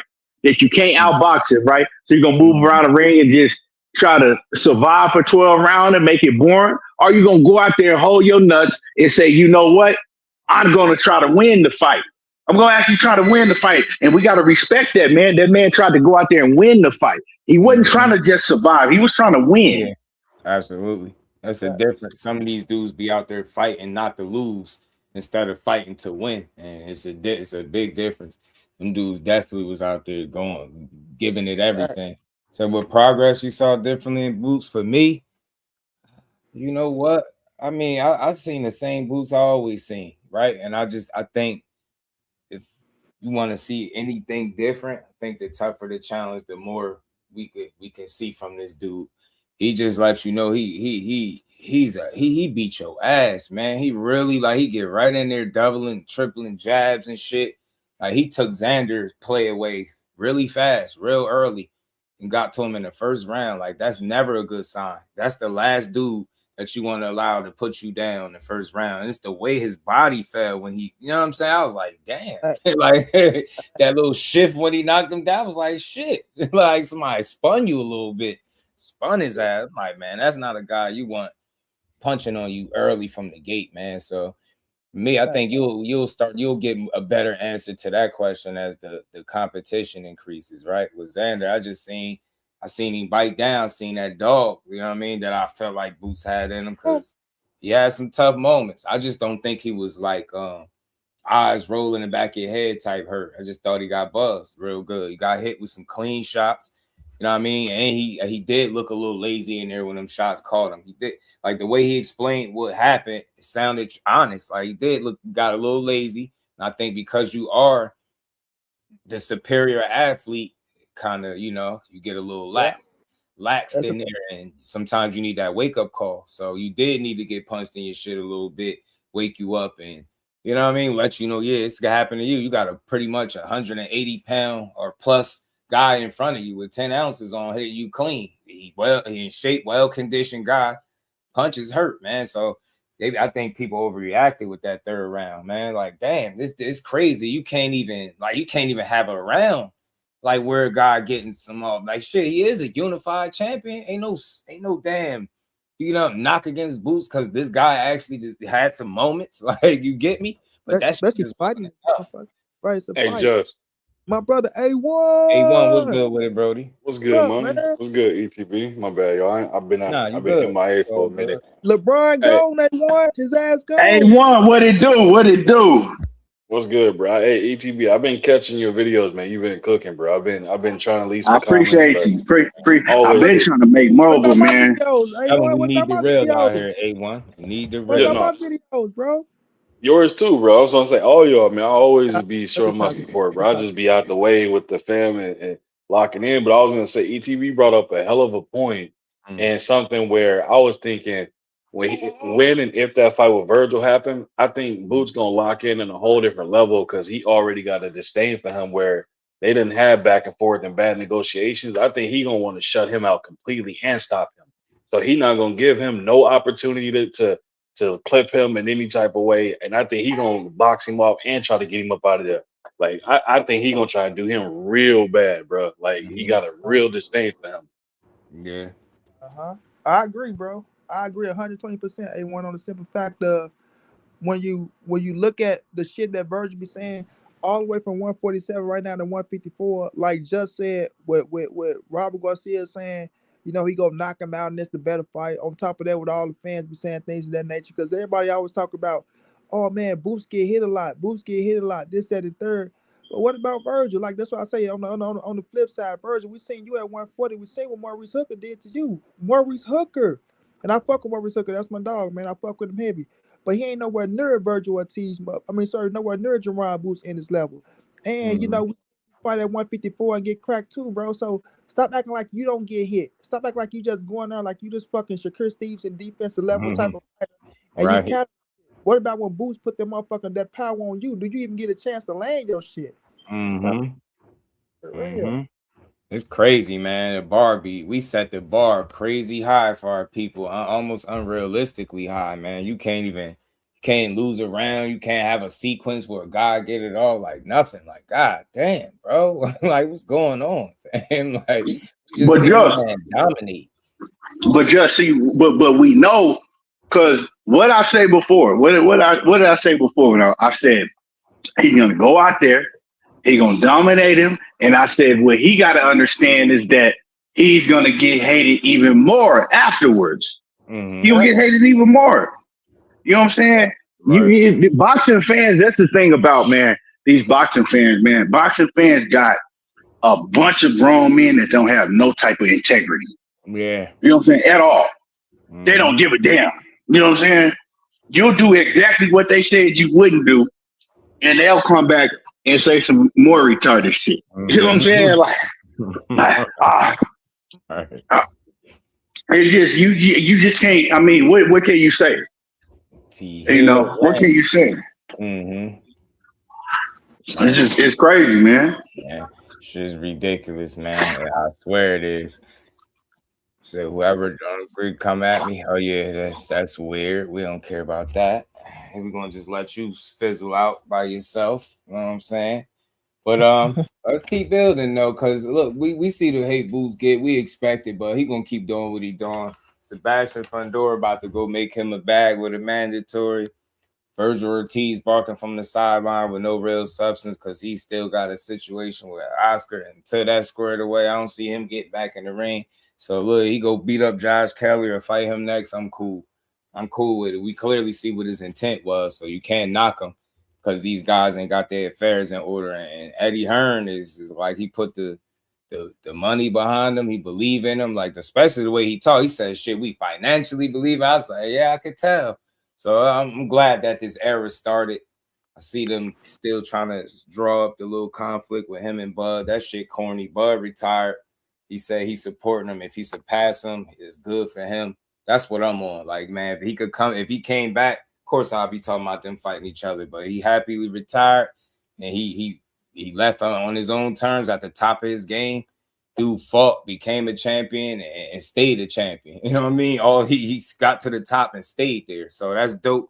Now Boots got his chance to do what he do. Now that fast, he's a 2-division, you know what I mean, unified champion, right? In 2 different divisions. So it's only up from here. And they went right after the smoke.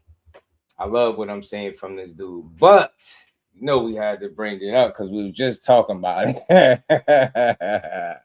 40 mil, 100 mil bill, man. Now they out here talking about Davis versus or Haney versus Davis. Yeah, I know it's Keyshawn Davis because y'all wasn't never fighting no damn tank. Talking about him first, then the other Davis. Like, bro, y'all just playing musical chairs with names at this point. You know what I mean? Show me. So let's see what happens in this next 20 days, man. Do these dudes really put a fight together or not, or drop the belt? So I'm telling you, all that shit they've been tweeting and talking about, they're gonna run into a real one with Keyshawn. Keep talking about experience this, experience that. Okay. All right. Okay. All right. This what it come down to. Look how y'all think. That's what it come down to, right? Because they like to try to play big time promote. They like to try to play big money grip and all this shit. Right. Try to tell what they gotta take. What Keyshawn is going to do is he's not going to accept no phony ass deal from them, bro. So it's going to go to the it's going to go to a purse bid, and once they go to that purse bid, end up being 35, 65 or some shit like that. We got to see if they go to accept that because they the type that think they supposed to just get every fucking thing, like everything just supposed to come down. They want to give people 20%.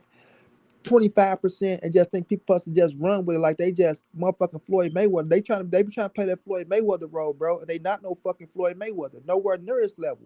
Nowhere near. I don't give a fuck what happened to fucking Spawn and things of that nature. Right. And that's what he'll try to do. He try to outplay and outthink people like he's the guy that's calling shots out there and shit. But when it come down to that purse bid, they don't like it, bro. That, like you said, let's see if they go maneuver or drop that belt or what they go do. But like he said, they better try to catch that man early. They better try to catch him his first fight at 147 and see if they can make something happen like that. Because I do agree, like man, Key was going back and forth on this. I don't think Keyshawn he can't let Devin get comfortable and you know what I'm saying, jabbing and moving around the ring and shit like that. But at the same time, Keyshawn is a bad motherfucker. And he talked with a lot of confidence that put a lot of fear in Bill. Like Bill act like he be so confident, things of that nature. But that confidence that come out of Keyshawn's mouth, it put a little fear in him and it's scaling him like, man, uncomfortable. Yeah, couldn't go out there and whoop my son ass. You know what I'm saying? So it'd be that type of shit that be in his head to make him try to maneuver around that shit. But once you get caught in the jam like this, where they mandate that shit, now the truth finna come out. Now we finna see how tough and how all that shit y'all talking, see if I go stand on that shit with Keyshawn Davis, because that's the part that a lot of people want to see. over Shakur Stevenson because Keyshawn talking that shit. You know what I'm saying? He talking that shit. Like, damn, boy, Bill talking a whole lot of shit to you, and Bill, you on every channel. Then you on some channels with Keyshawn and shit like that. So let's see if they can make that happen, bro. But it's come down to the point to where now you can't run, you can't hide because Shakur not in the mix to fuck up the fight. Tank not in the mix to fuck up the fight. Nobody's in the mix where you can say, I'm gonna drop the belt and go fight this guy. You can't run now. Either you go drop the belt or you go look like a goddamn idiot if y'all don't try to fight this man. So we gonna see how it turn out. But they back up against the wall right now. So I'm gonna say it like this, man. We got to look at the timeline, right? As soon as they found out that it was Keyshawn that was at that spot, and they got come because the WBO president, he said that they had contacted them and letting them know this is what's gonna go on, right? As soon as they found out that, all of a sudden they was willing to fight Shakur at 144, right? All of a sudden. Before that, it was we ain't no. You know what I'm saying? They looked Jay Prince dead in his eye and was like, no, we ain't budging. Everywhere Bill went, he was like 147. We ain't doing no rehydration clauses. We ain't doing no catch weights. It ain't none of that going down. No. You know what I'm saying? No. My answer ain't changing. No. Devin was no. Soon as Keyshawn came in the picture, and it was like, okay, well, you're gonna have to fight Keyshawn. Oh, well, we will 140. Yeah, you want to do 144, Shakur? So what that let me know is that they look at Keyshawn Davis much more dangerous than even fight Shakur at 144. And I'm going to say that again. They looking at Keyshawn Davis as a more dangerous fight, right? And that's just what it is. I've seen it, man. Because what would make you change off of a stance that you was like, absolutely, we ain't budging, right? They argue. So you can't fool. Yeah, you can't fool me. They looking at, and that's why Keyshawn, when he was on there, and he was like, man, they're scaring me. He was like, I just don't say things like this, right, about anybody, right? I just don't say things like this just to say. He was like, I truly believe that they are afraid of me. And like Money was kind of saying, it's not, I'm not going to say it's Devin, right? Because I think that Devin get his confidence or get his assurance from his dad, right? I think it's more so his pops. It's his pops. He don't want no parts of Keyshawn, and we know he can't just come out and he ain't gonna just come out and say that. He ain't gonna just come out and say, well, nah, we don't, you know what I'm saying? We don't want to take that right now. You know, Bill got to do all that extra shit and you know, campaigning and doing all of that. And what Bill is, like I said before, man, he's Zach Morris. He's a modern day Zach Morris, you know, how Zach Morris was always in some shit, but he knew he could find his way out of whatever he was in by the end of the show. That's Bill. Bill is, that's what Bill is. He's still like, okay, I got something in my back pocket to where I can find my way out of this situation that I'm in with Keyshawn, right? Without having to fight him, right? Make it look like that the reason we didn't fight him is because he didn't want it and still be able to go off and do something else, even if it ain't Shakur. Even that, because it's a whole bunch of fronting going on right now. He going around talking, they try to act like that Keyshawn don't exist, right? He going around now. What was it, a couple of days ago, the last interview I seen him do, right? I forgot what show he was on because it's hard to keep up. He says that the list is Tank Davis is the top one on the list now, above and beyond anybody. First, it was Shakur, right? Then first, they wanted to fight Shakur so bad. Now it's Tank Davis, right? And if they can't get Tank Davis, it's Shakur Stevenson. But they trying to act like that this whole Keyshawn situation don't even exist. Now, I don't know what he done said today since the news come out, but I mean, it really is irrelevant because with some of it. So I got some of the tweets up there real quick. Shout out to Marcus. My dog says should be a great fight. I'm putting my money on Keyshawn, man. I feel you. I feel you, my guy. Y'all know it. I feel the same way. I'm tired. Youngin is like that. And so, like man, they gonna find out. Yeah, they gonna find out, man. And it's just like, well, why y'all trying to act like that situation don't exist? Now all of a sudden, you know what I'm saying? They keep having to press you about it. But and this is what really get me and show you how much they be fronting. They be fronting so much because they having to press you about it and basically force you into some shit with a nigga that you said was on the list. If you put him on the list, right? They wouldn't be having to press you about the issue. You the one that took your pen or your typewriter or whatever you got and put him on that list. So that means that you supposedly was already wanting to fight him. So the fight is here. It's in front of your face. And now they got to make you fight him. You was bullshitting when you put him on that list. A lot of folks on that list you was bullshitting about. You know what I'm saying? That shit was just they do, like I said, not to take nothing away from Devin. Right. But I understand Bill, man. He is a great salesman. He's a great salesman. You know what I'm saying? To people that don't know that he's trying to sell you some shit. Right. You know what I'm saying? He's a great salesman to people that don't understand that he's trying to sell you some shit. But yeah, man, it's just there's a whole bunch of just now they selling us one Davis after the next. Key first now is Key first, and then it's gonna be Keyshawn. Shout out to Talib, man. He said I got my man Keyshawn. I like Shorty style. I do too, man. I'm gonna say this, yo. I get it. Devin Haney's not gonna be easy for nobody to beat, but that guy that I've seen for the last 2 fights, that last 24 rounds, that guy is beatable by a guy like Keyshawn Davis to me. You're gonna have to go in your bag more than what you did for Brian Norman and Ramirez. Like you just are. And if you beat them, then kudos to you. I'm giving you all the respect. You know what I mean, even if you lost, just fighting them is like, all right, at this point, I'm like, just fight one of these dudes at this point. Win, lose, or draw, just fight one. Cause y'all literally been all over the place. And it's now because of the WBO done spoke, they put their statement out.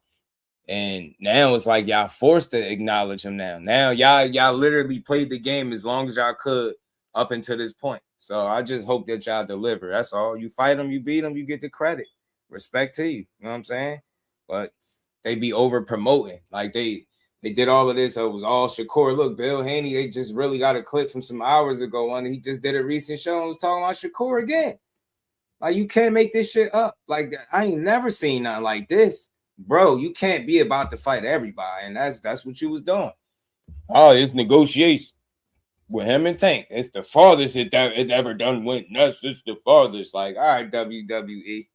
All right, man. Fucking Vince McMahon, Bill McMahon. Like, you on some shit right now, promoting all this shit. Davis after Davis. Yeah, okay. That should sound too good to be true. If you did that, he'd definitely become one of my favorite fighters. Win, lose, or draw. You fight a Keyshawn and a Tank back to back, or it would have been Keyshawn and Shakur, or any of them combination of them two dudes. My respect for that man gonna grow. I don't think he's scary at all, but they do overplay their hands a lot when it's time to talk about who they gonna fight. Instead of just lock in on one guy, they gotta tell you, yeah, well, we negotiating here, we sent the contract over here, and this is like, bro, you ain't send no damn contract nowhere because y'all ain't in position to do so. So I just hope they stop playing with people. Yeah, it's like we he ain't gonna be over his head. I doubt it. Like he said, bro, he is Zach Morris. Like we seen this play before at 135 when he became undisputed, fam. He kept talking about he want. That's what me and Key, we got on his ass, right? Key on your show where he said he's gonna fight Shakur Stevenson. He not leaving 135 until he fights Shakur. We not leaving until we fight Shakur, Money Brown, right? All that stuff. Then they go out there and throw that bullshit ass 25%. Oh well, we threw the 25% deal out there. Either you want it or you're not gonna take it. Like they knew they weren't gonna fight him in the first place. They was going up to 140 after that second fight with George Kambosos. They knew they was going. So he used that shit to say, oh well, you know, we can drop them even before they fought George Kambosos. we can drop the belts and we can go fight Gervonta Tank Davis at 140 for Tank belt at 140. Knowing damn well Tank wasn't going back to 140 after he fight Barrier because the man said he didn't want to fight at 140. But yeah, we can fight Tank at 140, but we're going to sit back because they know they weren't going to get the money that they was looking for. They weren't getting it with George Kambosos. Shout out to George Kambosos for putting a hell of a plate out on their ass. Even though they got undisputed, got the majority of the money, what they really wanted. You know what I'm saying? So people like to try to throw that shit out there. Well, he took what he had to take to fight George Kambosos. So Shakur got to take whatever he don't got to take whatever he offered because he went up there and did that stupid ass shit with George Kambosos, right? So he knew he had to play to get out of 135 after they beat George Kambosos because they was going up to 140 anyway. But right now, like I say, they don't have a play. They don't have nobody in the middle or up under them that they can say, "Oh, we want to fight this person at 154." Oh, we can go back and fight. Well, he fought Loma. He fought Loma after Kambosos, so he had that Loma fight that he was trying to get. No. I'm talking about for us the second fight with George Kambosos. Yeah. He fought George Kambosos 2 times in a row. And then he fought Loma. Yeah. Oh, he fought Loma. Okay, he fought Loma after George Kambosos. Yeah. And then he went to Okay. Well, I give respect on that. You know what I'm saying? I had that backwards, but I knew they were trying to say that they didn't want to fight Shakur Stevenson because they gonna go fight Tank at 140. You know what I'm saying? So it's like they try to throw that bullshit ass 25% out there, knowing for a fact Shakur wasn't gonna take that shit. So he knew he had an out. You know what I'm saying? That was just out. But like I was saying, they don't have an out right now. They don't, and they not gonna drop that belt because they know if they drop that belt, sitting at 147, that belt get him a little leverage. Now, of course, his name has grew a little bit to where the fans fuck with him and things of that nature. But still, without that belt, they don't have as much leverage as 147 that they think they got. So right now, they're going to have to fight. That's what I'm saying. I think they back against the wall now to where they talked all that shit. And now, Richard Key, I don't think they wanted to fight Keyshawn Davis, but now they have no choice. You know what I'm saying? Now they have no choice. So they're gonna use that Zuffa play. That's what they're gonna do. They gonna try to get that Zuffa. They're gonna try to get Zuffa to get him a deal, and they gonna drop the belt and use that Zuffa. I think that's what he got in his back pocket. Cause Bill, he gonna always keep some shit in his back pocket. Yeah, right. Key, now that you say that, Key, now I can see that, Key. Now that you say that, I can definitely see that, bro. Because that's the only thing they can say. They don't care about the money. That's when we gonna really see it. It's gonna be funny to see that 25% blow up in their face in a different situation. Right? But see, the thing is, just we dealing with Bill, Haney, and them. Keyshawn could be like, "Yeah, I don't care about the money," and he still will come out to all these fans in the media and flip it. He always, because you got to understand who you're dealing with. You're dealing with somebody that doesn't care to tell the truth. When you dealing with somebody that don't give a damn about telling the truth in the public, they dangerous because they able to flip any situation. You know what I'm saying? They able to flip any situation. And Bill, he don't give a damn about telling the truth in the public. Yeah, as far as that back and forth, Doug, I ain't too many people that's gonna keep up with that imagination of Bill Haney, but he might have it as far as the PR and the gift he got. I think Keyshawn got the stronger corner. I think you mentioned that too, as far as in the corner, right? Instructions and experience and knowledge. I think Keyshawn got the better corner than you. You know what I'm saying? Bill's a good trainer, but I don't think he's gonna be better off than the coaches that he's been working with for sure. Got some solid people over there. And Ron Sims is one of them. You know, you be seeing him everywhere now. It's good to see him out there not promoting coaching and getting his not even TV time, because I don't think he here for that, but it's seeing him get some recognition now, seeing him in the corner helping out. Shit go a long way with some of these dudes, man. Shout out to Shower. Yes, indeed, Box. How you feeling, Queen? Shout out to you, man. Yeah, I don't think Keyshawn gonna be in over his head. That's why I be asking people, like, aside from this experience angle that y'all like stretched as thin as y'all possibly could, you gotta start thinking about the skills and what can't the other guy do. What is it that Key can't do? What do y'all think is it that he don't do well?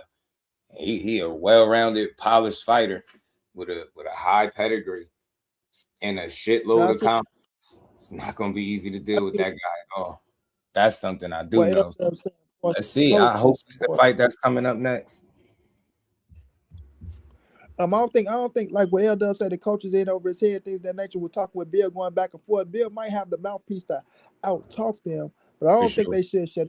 I don't think they should stop talking with his ass because to get the fight, they gotta get the fight. Now Bill go try to play motherfucking word puzzle games and shit like that, things of that nature. But if you're a real street motherfucker that come from the street that understand that bullshit and all that terminology shit they be trying to use, that shit is just talk, bro. Because at the end of the day, he can run his mouth all he wants to, but when it come down to sitting at that motherfucking table and negotiating, sitting your way to the table where shit really get real, people ain't gonna get outplayed. He can say what he want to say on the internet.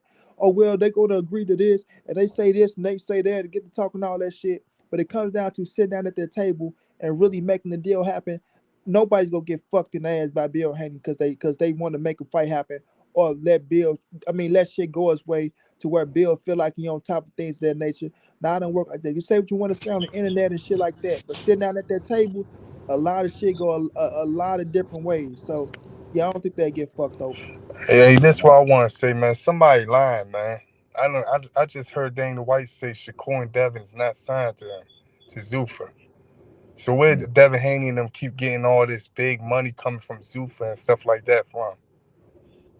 Yeah, that's why it's full of shit. They skipping steps.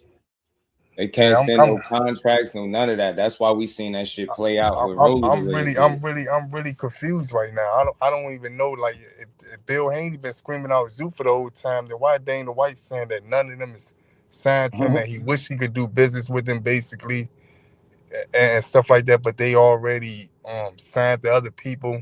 Some shit that he was saying. So I'm like confused. That just tell you whatever deals that dudes is trying to do. Just like I was telling y'all some weeks back, that he's still trying to figure out what his next move gonna be. That's why you hear them kind of reports from Dana, right? But you hear everybody else where he signed at and who he signed to. Like I was saying earlier over there in Dean chat, he not signed to Eddie Hearn. Like when I say stuff about Shakur, I forget that it's like stepping on a damn landmine. You give information, they think you just trying to like defend them. I'm just telling you, if I'm hearing people have a discussion, y'all up there talking about what y'all don't know, I'm gonna tell you what I do know. But I guess you gotta let this shit play out to see.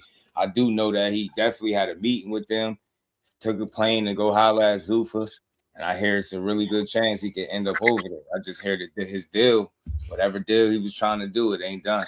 And that's why why he wasn't up there trying to overly negotiate, because it's smoke and mirrors. How y'all really negotiate with nobody behind you? Like, what the fuck are we doing? Like, and as they just play games, man. So now you see the rubber about to meet the road. Now y'all did all that promoting about who y'all gonna fight. It was 100% Shakur. Now y'all was negotiating.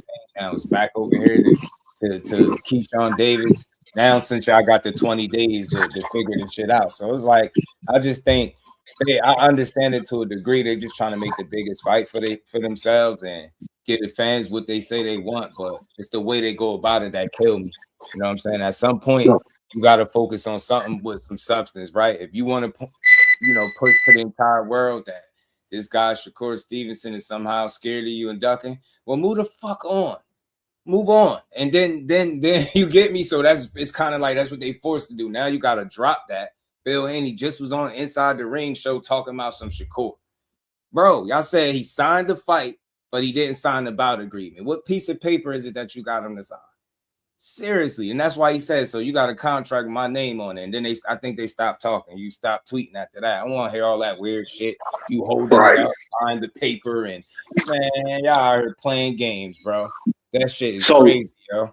But so Dana White. I think that will go back to what Keon was saying though with Bill. He probably been talking to Turkey behind closed doors.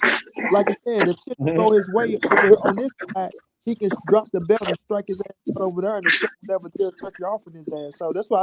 Dana White. What Dana White said, Dana White said that he says that if these fighters, whoever don't have a promoter, he said he want to sign them. They asked him, Shakur, he says, I'm going to tell y'all again, whoever don't have a promoter, whoever not basically tied into a contract with somebody, I'm going after all of them. So he did say that he's going after Devin Haney, Shakur, all of them. You know what I'm saying? He said, if you're not tied to anybody, so we know that Shakur is not signed to nobody. We know that Devin is not signed to nobody, but he ain't made no announcement that any of them have signed to Zuffa, right? I think that in order for I'm not trying to cut you off, but I am, like, I heard out of his mouth, he said they not signed to him. No, that's what I'm saying. Video, he said they not signed to me. Then he starts saying that I wish I could sign them, but they got. You saying the same thing I'm saying, bro. You just said the same thing I said, bro. I didn't say nothing different than what you said. I said that he's saying that he wants to sign all of them. As long as they're not signed to a promoter, he wants to sign all of them. So yeah, they're not. He didn't make no announcement that none of them are signed to him. Now, what I was trying to say is that in order for the deals that I know Devin Haney looking for, I don't think that Dana White. I think that Dana White is trying to wait until they can get a big fight on the table, right? He want to come out with a bang.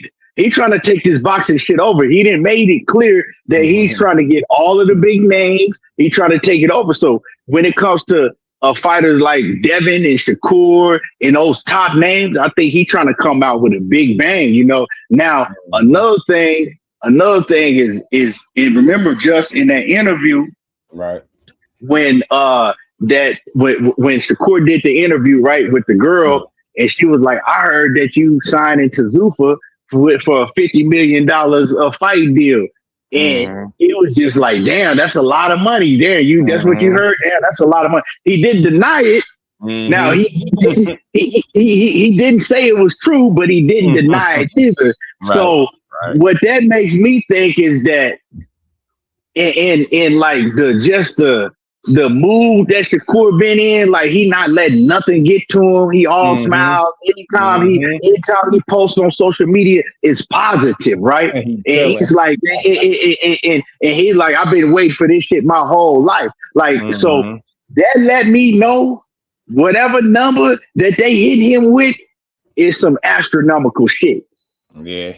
Yeah, you know what I'm saying? The early bird gonna get the worm. I feel like with Zuffa, like so name guys is gonna get treated the best, and I think everybody else is supposed to kind of attract the rest of these guys, and they'll just fall in line.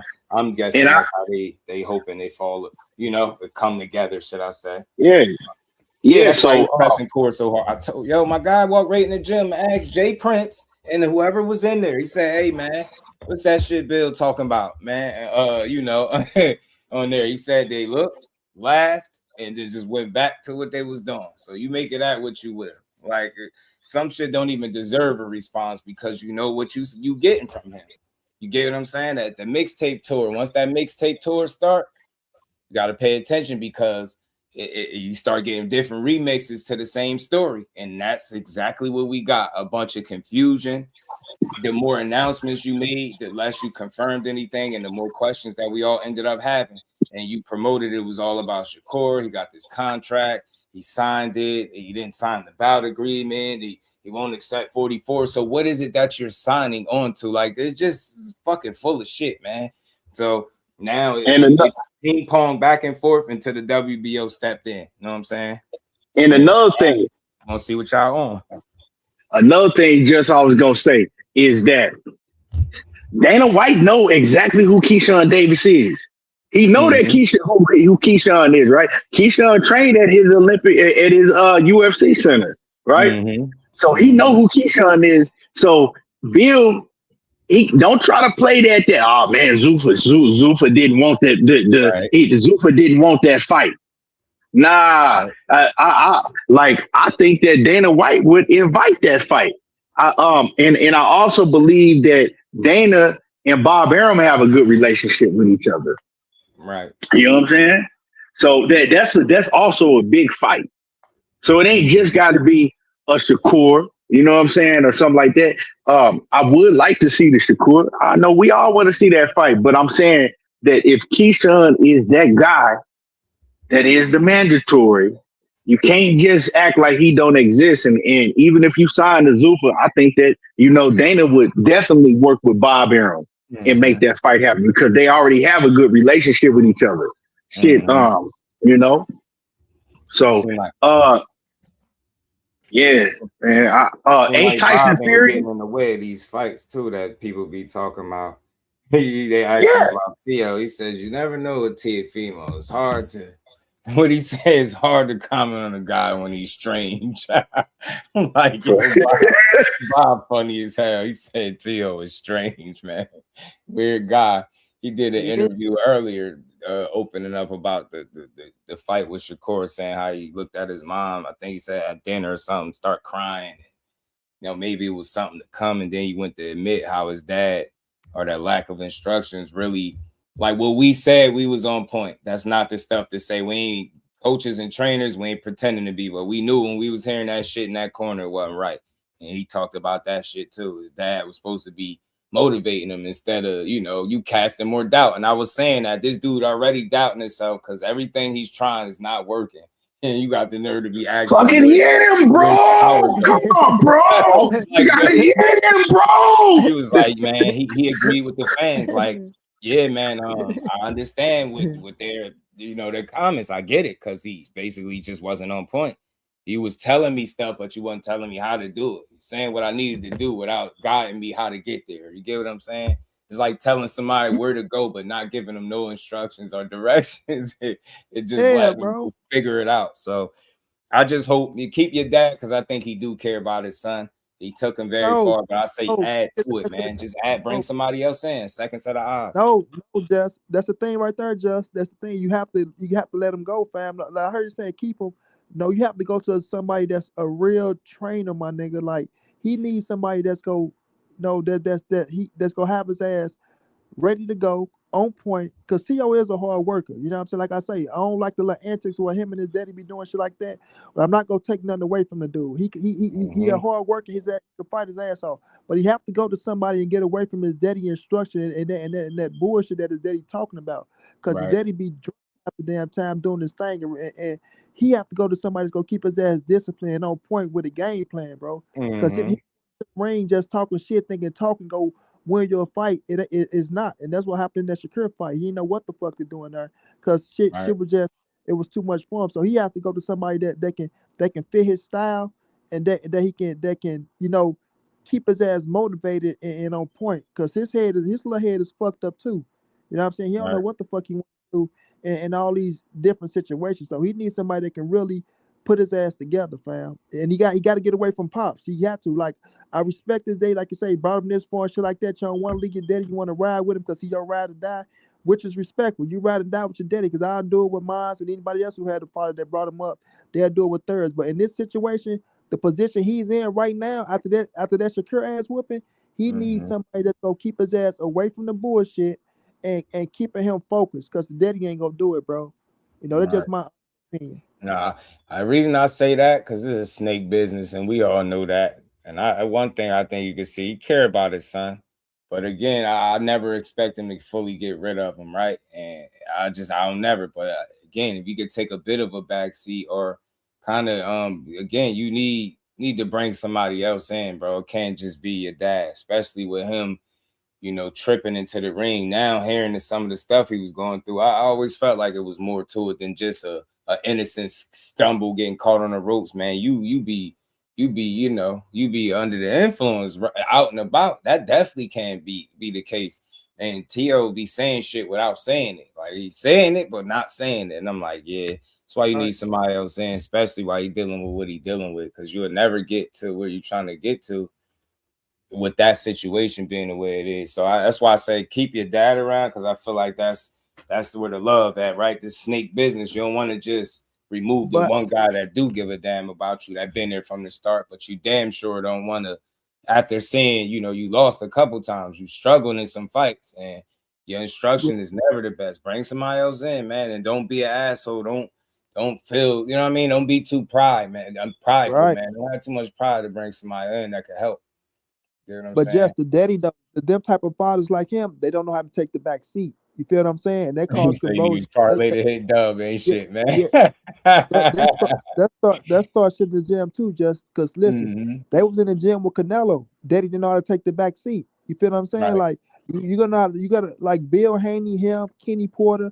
They not go if they in the gym, bro. They not gonna be able to take the back seat, especially if they son working on some shit and they looking at some shit and they feel like it's something different. Like, of course, you're supposed to work together and communicate things of that nature.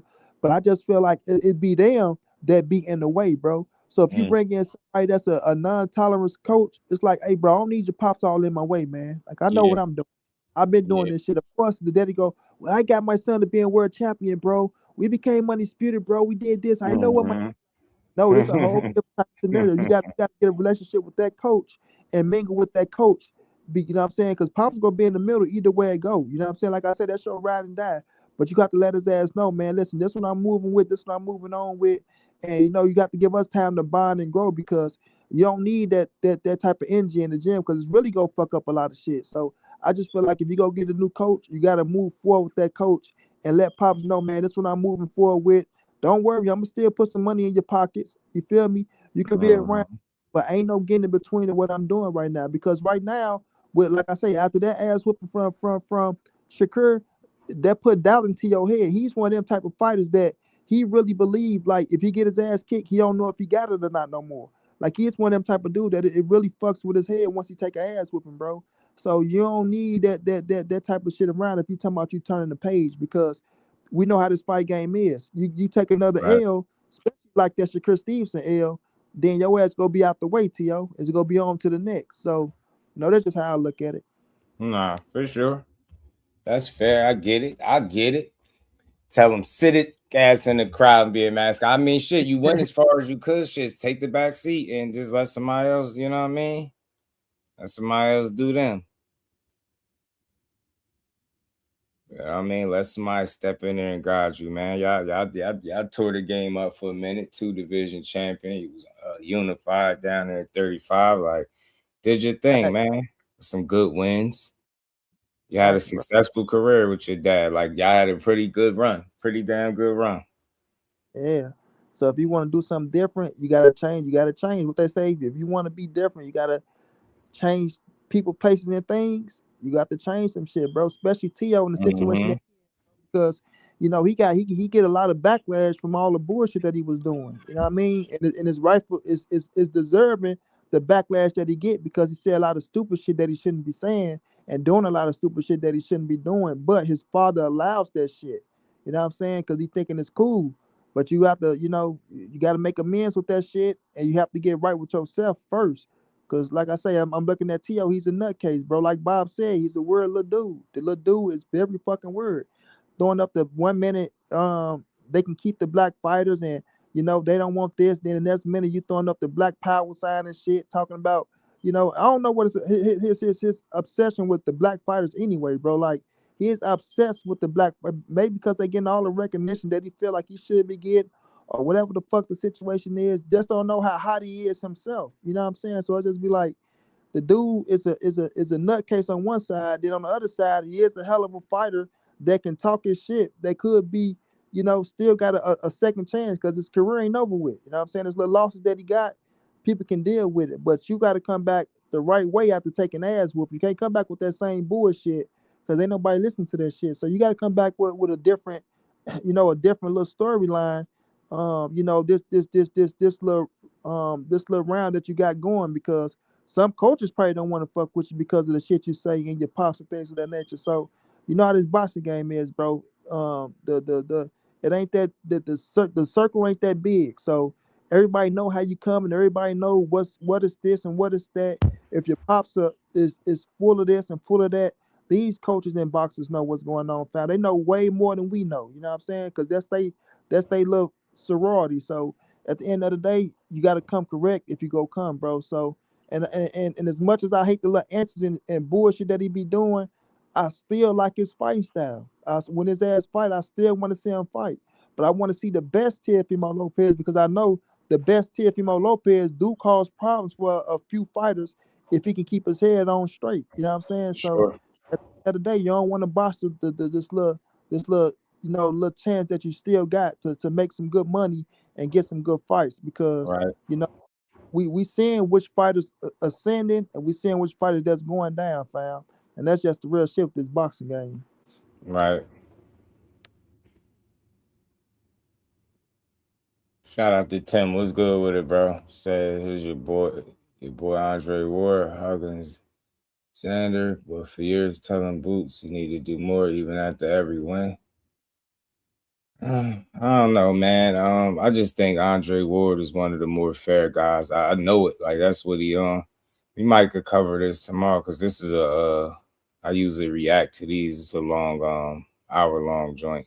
Yeah, but yeah, I don't think he ever said nothing crazy about Boots. Just not that I ever heard of. He just got the same questions anybody else had for him. You know what I mean? You know, like with them little lapses and shit that he show. That's all. But Ward is one of the few that like I've never heard him slander a fighter. He got Nah. I think he always there for the money. I got a question. I got a question. Did you see when Bill went on there talking about when Bill posted Tank and Debo 2027? So what is you trying to like? To me, it's like what that's supposed to mean. What do you do? Will you go sit out the rest of 2026? Like what you get me? You get me? It just what type of shit you on? Tomorrow, Tim, I got you.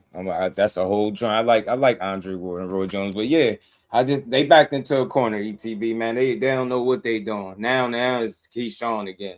Like it just be all over the place, man. They just blow where the wind blow.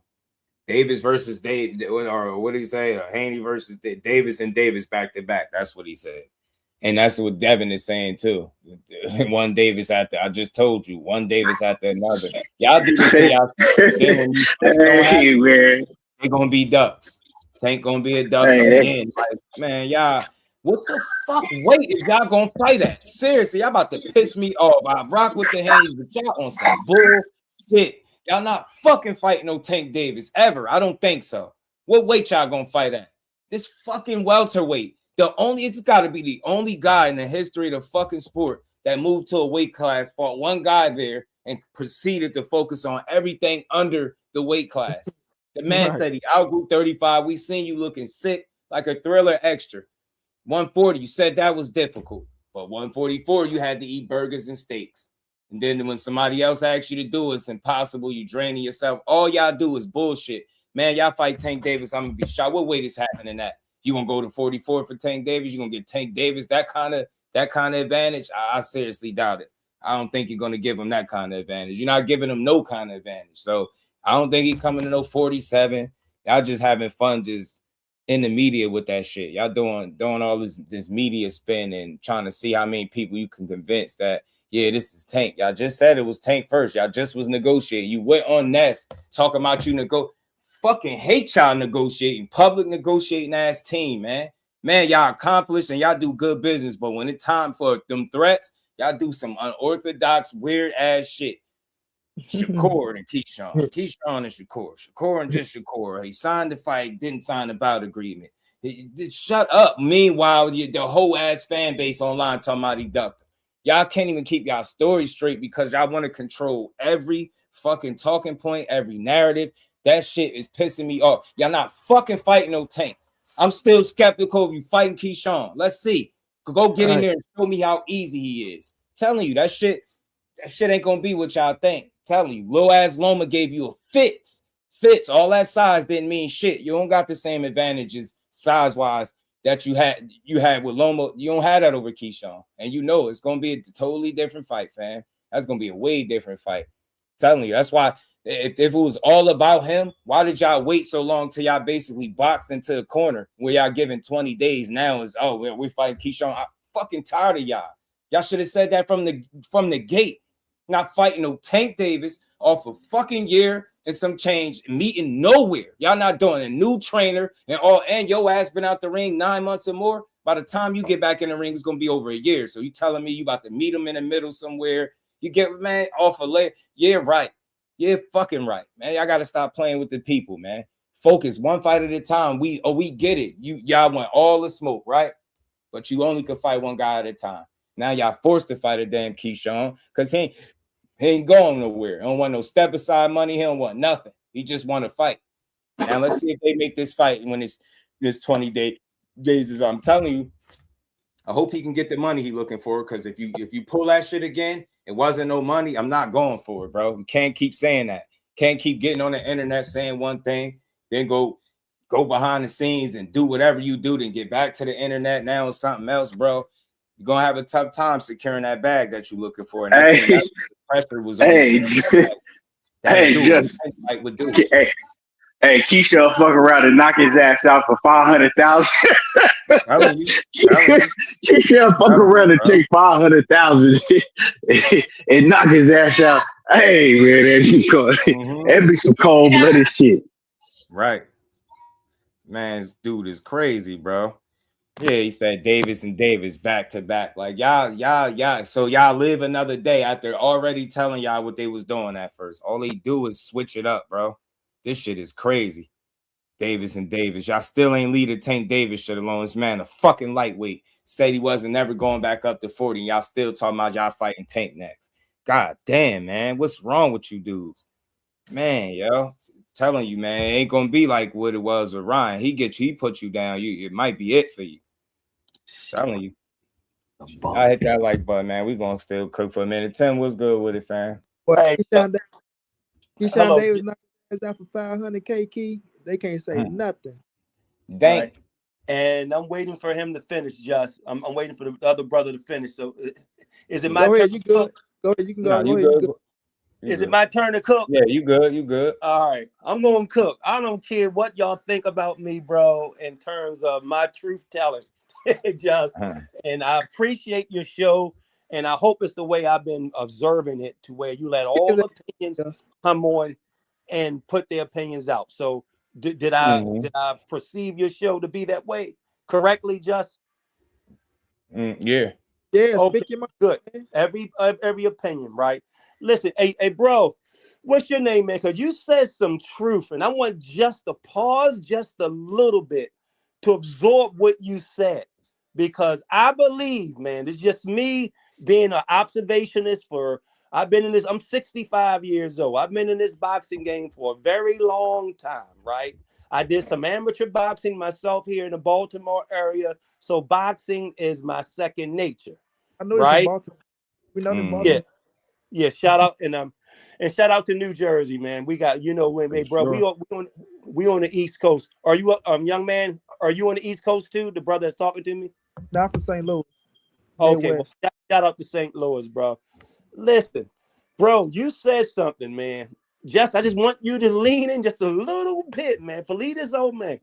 These boxing gods, the one who got the biggest mouth, the biggest platforms, I want you to watch how they move just when it come down to the black fighters, bro. They hold our ass to a fucking standard that they never give to the white boy, Hispanic boy, Asian boy, or girl, right? Watch this. I want y'all to just watch the post-fight interview of Boost. Watch what Radio Raheem did. Never said congratulations, Boots.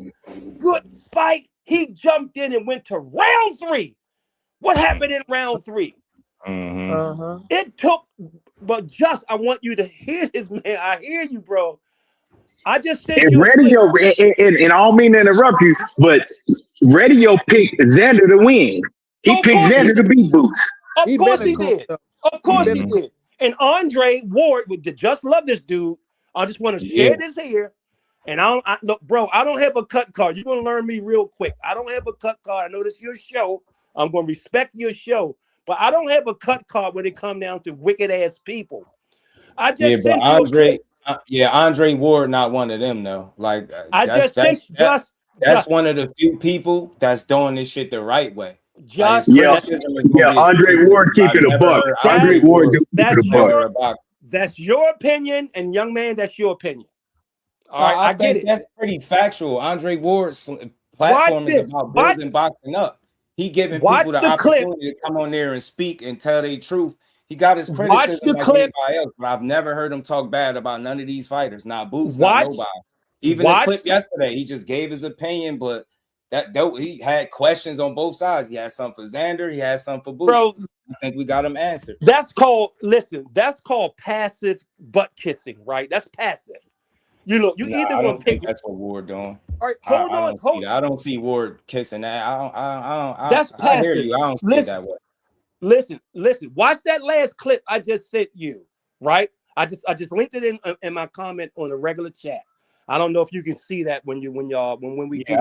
I seen it. It's an hour. It's like an hour and some change. The show. I'm gonna react to it tomorrow. No, this one was a short. I hope it was a short. I mean, I thought I clicked the link. The one I clicked was the whole video.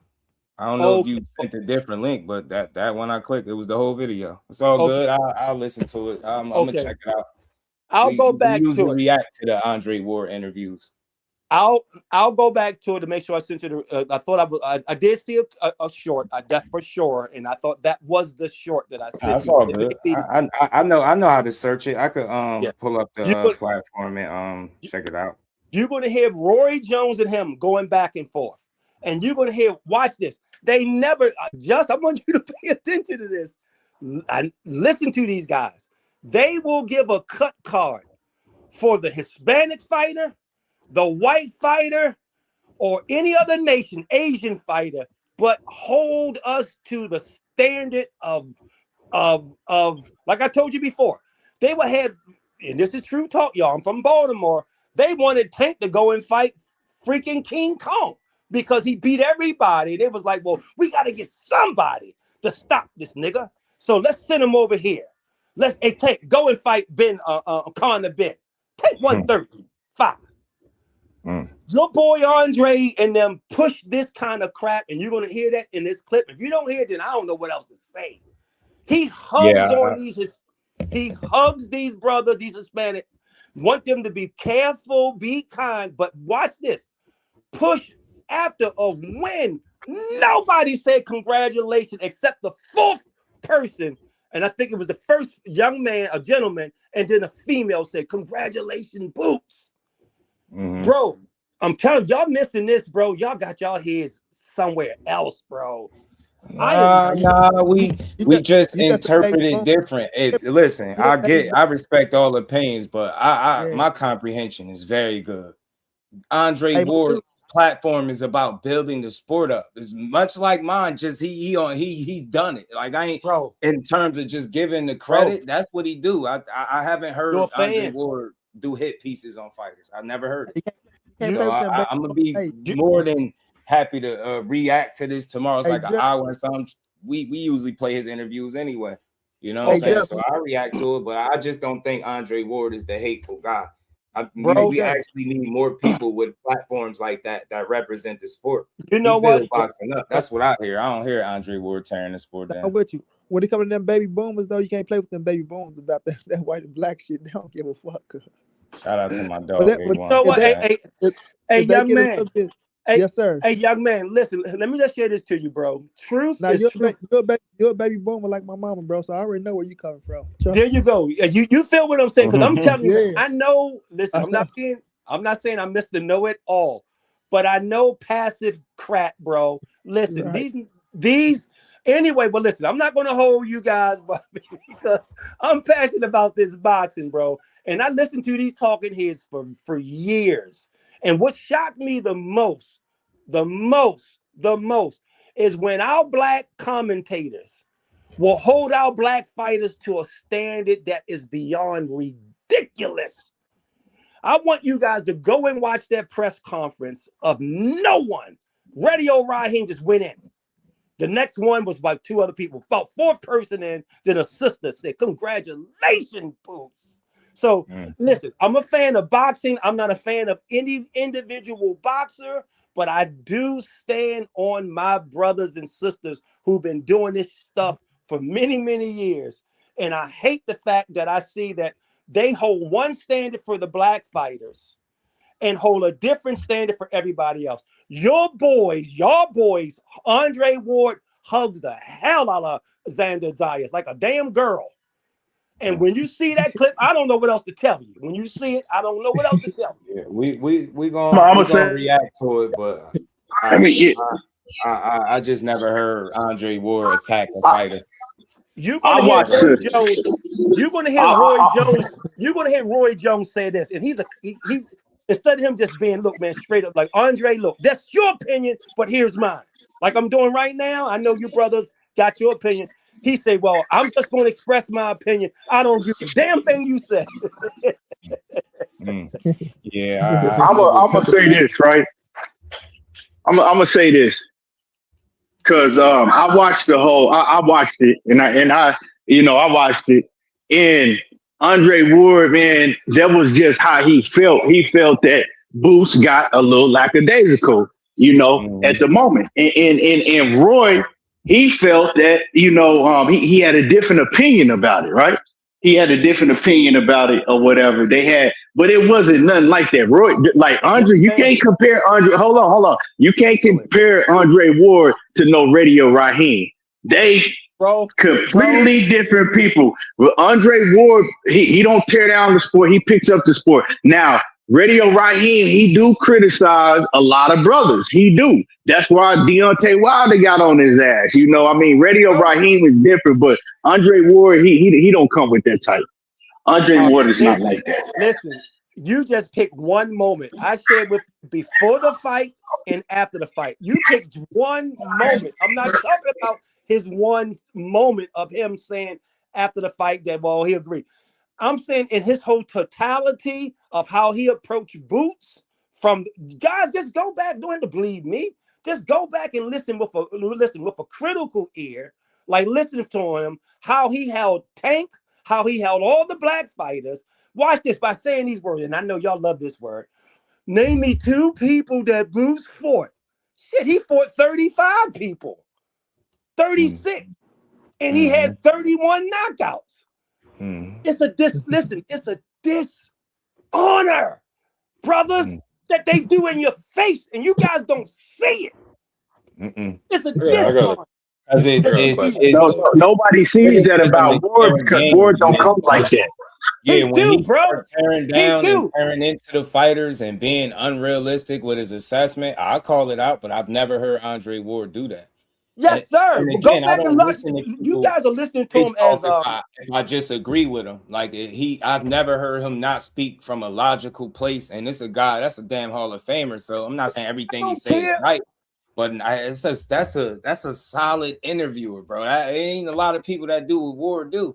You get what I'm saying? You listen on this platform. Dope work from Andre, man. All right, well, we agreed to disagree. You listening? No, I don't agree to disagree. I hear you. I respect you enough to hear where you coming from. I see it different. That's all. I got you. You listening to him from a peer, because he's in the same industry you in, and I don't have a cut card because I'm not in your industry. I'm in boxing, a fan industry, and I'm gonna call this dude for years. Ward always been solid to me. And you need more people speaking on the sport the way he do it. He get these dudes a chance to breathe on this show. He do some great work, man. Yeah, and he also do some critical, wicked things towards black fighters. I'm just giving you the real. You gotta name me some of these. You gotta name me some of these things that's wicked and critical that Andre Ward has done to black fighters. I just gave you one recent Boost Ennis, and you guys still acting like it never existed.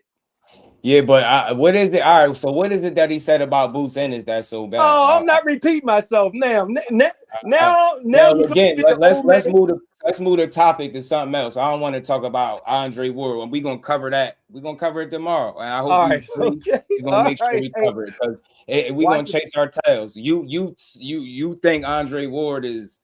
I guess like old media, he passive aggressive. I don't know. He tear down the sport. That's what you're saying. Passive aggression. Towards black fighters. Tear a fighter down. Say it again now. I haven't. Criticism is what everybody do. We got criticism. Yeah, I get that. Hey, listen, watch this. If you want to fight, and I came right there in your face, you know the first thing I'm gonna say, congratulations, Just. Now I'm gonna ask you my question. So, but anyway, listen, bro, Hey, the haters are gonna be haters, and I don't care. I don't have a cut call. Y'all not gonna like me. Urban Mac. Nah, I mean, it's not about It ain't liking. about It's liking all you. It's love. about what But you're this saying platform is ain't gonna really. always represent building the sport up. And a guy like Andre Ward, I can't. That's clear what he's doing. The kind of work he's doing on this platform is dope. You need more people that's honest like that. You get what I'm saying? That's done it, got experience. Think about it. We get to the point where fans will value the opinion of a content creator more than the people that actually done it.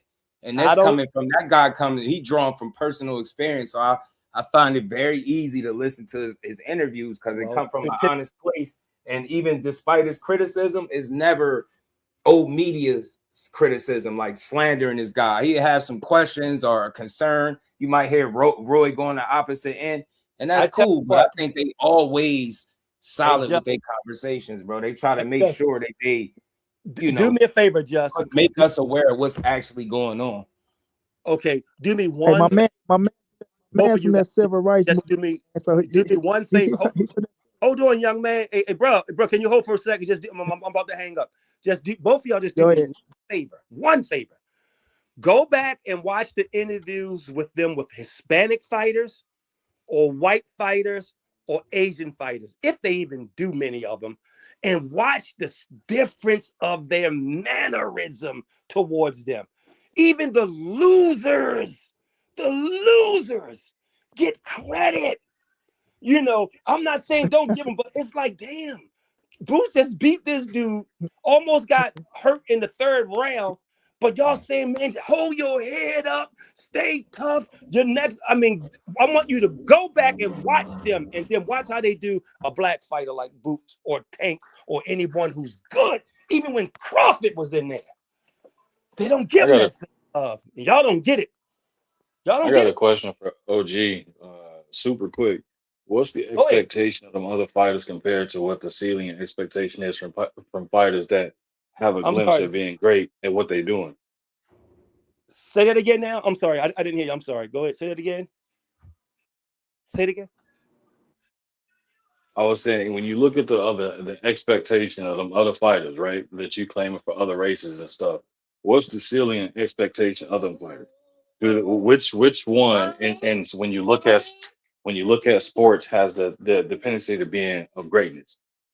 You got black fighters, right? You name Boots, you name Tank, you name Floyd, you name Bud. What do all of them have in common? They have a glimpse at being the GOAT, the face of boxing, and doing something historical, or going on a historical run, right? Then damn it, that's why they're gonna be harder. Then damn it, give him that respect. Give him that. Say congratulations. You beat this dude that everybody else said that you wasn't. At first, they built this dude up to be a nightmare. I'm just using Boots for example. They built Ryan Garcia up to be a nightmare for Tank. I'm just going down. Canelo Alvarez to be a nightmare for what you call it. But no sooner than they win, where's your congratulations? Where's your conciliatory saying, bro, you know what? Shit, you outdid with yourself. That's my only gripe with these bastards, bro. And I'm out. I'm out, man. And y'all may not want me to call again, but I'm just you all good, bro. You all good. How does he know? How does he know that they don't do all that? I understand what he's saying, but when it comes to Andre Ward as the individual, I can't agree with that shit because Andre Ward don't get down like that. A lot of them do. So I understand exactly what you're saying. A lot of them do exactly what you're saying. A lot of them do that, but Andre Ward definitely ain't one of them. Yeah. That's all I didn't never see. Yeah. All right, well, think he comes from. We all got our opinions. Like we all got a butthole. So, but look, I'm out. Hey, listen, they just I still will be giving towards your show, and I love you, brothers. This it's not a this show is all about salute. You gave your opinion, it's all good. We don't got to see everything. You know, I don't take it personal. You know what I mean? We still gonna build the same way. Okay, then. All right, gentlemen. Hey, listen, I'm gonna go ahead and listen, and I know some of y'all gonna chew me out, but that's it ain't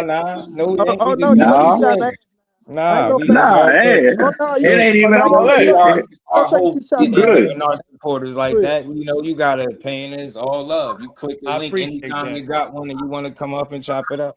That's why it's dead. You know it. Yeah, man. I like to stand. I like the standpoint that you coming from because a lot of the shit that you saying, I agree. Because I'm gonna just say this, with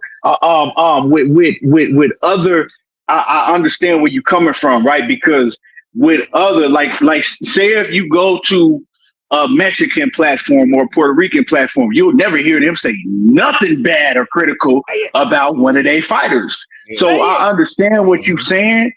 So I definitely understand what you're saying, but I think that when Andre Ward has something to say, his shit is just from strictly X's and O's standpoint. You know what I'm saying? His shit, he's not coming from a standpoint of trying to criticize or tear a fighter down. He's just coming from another great fighter, right? Expecting certain things out of a fighter that he sees greatness in. So he picking it down from an X's and O's standpoint. Just like earlier when I came on, and Boots is one of my favorite fighters, right? Right. But I came on and I'm like, I do see areas defensively where Boots gotta, you know what I'm saying, where he gotta clean up. And I think that he will go in the lab and he will clean it up. You know what I'm saying? So I think that Ward was just coming from that X's and O's standpoint. But I've heard a lot of these cats that look just like us, right? That got platform, even fighters. You know what I'm saying? He's not impressive. Ain't nothing. I mean, he didn't do nothing. I was watching shout out to their podcast, the Agnew podcast. Dude was straight. He a former fighter, right? He black. Right. It was straight hating on Boots. Yeah, you know what I'm saying? Like he was flat out just hating on Boots. Ain't nothing special about him, and if he do go out there and beat Xander, it ain't gonna mean nothing to me. And this is like that's the type of shit like that. Yeah, I hate that kind of shit. Yeah. So listen, the only thing I wanted to be conveyed is listen, guys. When them guys go out there, they putting their life on the line. Boots, and I get because from the old school of Muhammad Ali and them.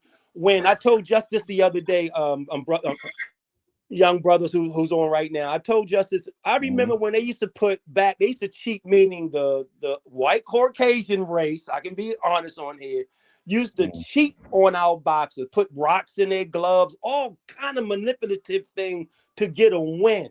So when I see our brothers, Boots was in a freaking fight for his freaking career. And he performed to me. Yes, he got hurt in the third round. Okay, but that didn't define him. His win defined him. So let me hear, congratulations, Boots. You fought a good fight. Like you hear the Mexicans and Hispanic. They'll say this out there.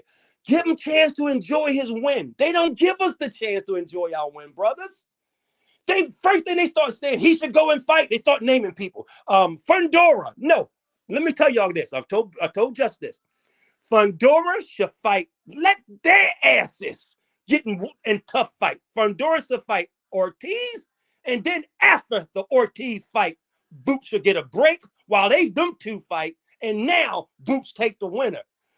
All you heard was Fundora, King Kong, let Boots fight lions and leopards. They don't, bro. I'm telling you, they do not care because we win so damn much. And they don't care about us in that manner. They don't tell us. When Ryan Garcia, watch this. When Rowley lost the fight to Tank, oh my God, Floyd Mayweather comes out and says, Ryan, keep your head up. Oh, I'm sorry. Hold on. Oh, I'm sorry. Rowley, keep your head up. Keep your chin up, Rowley. I'm like, you mother freaking kiss. That was his fight, though. That was his fight, though. That was Floyd's fight, though. Yeah. Oh, okay. So, okay. Well, guess what? I don't freaking care. Well, I got you, though. That was good. That was good. That was good. Yeah. But you guys get my understanding, man. I believe you do. So, no, I just want the same treatment. I'm not asking for exceptional treatment, but the same love that you give to these other fighters and these other congratulations and so forth. I guarantee you, if one of y'all can find me Andre Ward saying congratulations, Boots, after the fight of the night of the fight, please send that to me or post it up there. And then I will say, I will listen to him a little bit more uncritically to see how he moves. And Sean Porter is another one you already know. These guys over there, they married to these other nations people, so they don't give a shit about us. But anyway, that's just my take. I don't care nothing about what they talk about. Only thing I am a boxing fan, and that's it. I'm not a peer of theirs. I'm just listening to how they criticize and scrutinize and denigrate the black fighters and give losers more the benefit of the doubt. I'm out. No doubt, OG. Have a good one, OG. All right, man. I thank you guys. Thank you guys for being kind to me, man. I appreciate it. It's all love over here, man. OG, you know it. Hey, we gotta respect our elders, man. It sounded like he was back The marching difference with of Martin Luther opinion King. is not I gonna make was. me. He was. He actually was. I did, brother. I did. Oh, that's what I said. That wasn't no slight or no joke. I said I can tell. Yeah, I did, man. I did, man. And the Million Man March with Louis Farrakhan. Oh my goodness, and many of civil rights endeavors that I even took my children to as they got older. My oldest daughter was born 1990, and so and at that point we was down at the Washington D.C. So I just love our people, and I'm not saying that don't love other people. I love my people. That don't mean I hate white people or Hispanic people or any other nation people. But I just want us to be treated the same damn respect that we give them. That's why that the type of coverage that you talking about, those kind of people birthed a person like Just Do Boxing. This is why I chose to cover the sport the opposite way, because it's too much of that. It's everybody want to try to have the hottest take, saying how negative they could be about their criticism, and they think that's being real, and they say it's being fake or fanboying when you just giving credit where it's due. Got to. I don't see it no other way. Imagine speaking about something that you can't do and not being able to give somebody credit for something, especially like being a professional damn boxer. Out of all the shit in the world, we be up here talking about how we not giving guys credit for fights that they go out there and win. It's just crazy. So you know, those type of people are the reason why I'm here. Hey gentlemen, listen, just go back and I just want y'all to just watch the post-fight questions. You only going to hear congratulations, maybe 4 questioners in, or maybe the third. But how wicked they jumped on him, bro. And I'm like, oh, my wife just met my wife, guys. Just met my wife the other day. My wife turned me on to Just Network, New Jersey. Because my wife is from Brooklyn, New York, but happened to marry me. I live here in Baltimore, Maryland. So we were born. Yeah, thank you. We was born in the same, I'm born 62. She's born 1961. So we know what this stuff looked like. We know this passive, like I say, passive aggression. Okay, I'm gonna watch that clip, and please, if you come back and tell me he didn't hug Xander, I'm gonna fall out on the floor. Yeah, we gonna react to it tomorrow. I was like, God damn. And even Roy was like, what the heck is this, bro? These dudes don't like us, man. Who was that rapper that said they ain't like us, bro? Some of our folks in our community ain't like us, bro. Kendrick Lamar. There you go. He like us, bro. I'm up there watching these guys who've been in the boxing game for all those years with all those great accolades. But then they get there because here's why. The networks pay them, right? The networks pay them, fly them out, come and do commentation. I remember, Shakur Stevenson was on Pro Box, right? Watch this, y'all. He was on Pro Box. My wife and I listened to Pro Box, those 3 guys, and I forget their names, right? I forget their names, but those 3 that's in Pro Box. They were saying how bad this black fighter was losing. Shakur said, what the hell are y'all watching? And guess what? At the end, the judges called it just like Shakur Stevenson said it. And my wife and I said, they have hope that they win and we lose. But the judges thought, Shakur even said this, what were you watching? I'm giving you guys just an insight of how they critically demoralize us no matter how good we doing. And their question Max Kellerman. If any one of y'all tell me y'all like Max Kellerman, I'm hanging up this phone. Yeah, I don't really. I like Max Kellerman. Now go lay your ass with your wife. Go, Lord. You must be born in '95. What year were you born, bro? 86.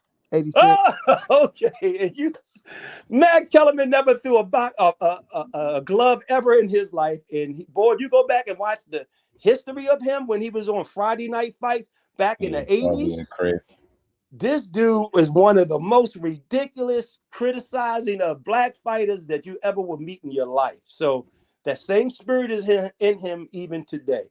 He was the one rooting against, of course, Boots for Xander, but yet he was trying to play the 50-50 game over here. But I believe Xander's going. But anyway, I'm done. Mm-hmm. All right. All good, man. I appreciate you, OG. Much love, man. Okay. Much love too, guys. All good. All right, blessings, Sure. Justin. Gentlemen, blessings to you and your family. You already know. Appreciate you. All right. too. All right. Okay. All right. Take care. Shout out to my dogs, man. Y'all hit that like button. We gonna keep building. Where it's some getting paid to push certain fighters. You know how that go. You want them baby boomers? Just hear me. Them baby boomers, bro. You can the black and white issues. Them baby boomers and the civil right. That civil right movement. You can't tell them nothing, boy. I'm talking about Nathan at all, fam. Whatever they see that's got to do with black and white, they go stand on that shit. That's just the era they come from. You know what I'm saying? What the era they grew up in, that civil rights movement, bro. My mama the same way, boy. Ain't no changing their minds. Ain't no saying nothing. They will argue your ass up and down, boy, when it come to a white and black situation, and they feel like it's right. Ain't no changing their minds, boy. That's why I say, boy, he's not gonna let it go because his mind is made up already. Like the young baby boomers, boy. That civil rights movement ain't no joke, fam. Them people that paid the way though, so you gotta respect it. For real.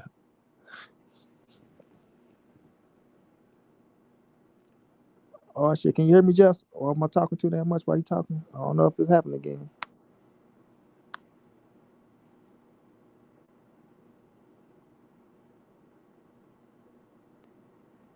Hey, y'all, is Jess talking? If you talking, Jess, I can't hear you, bro.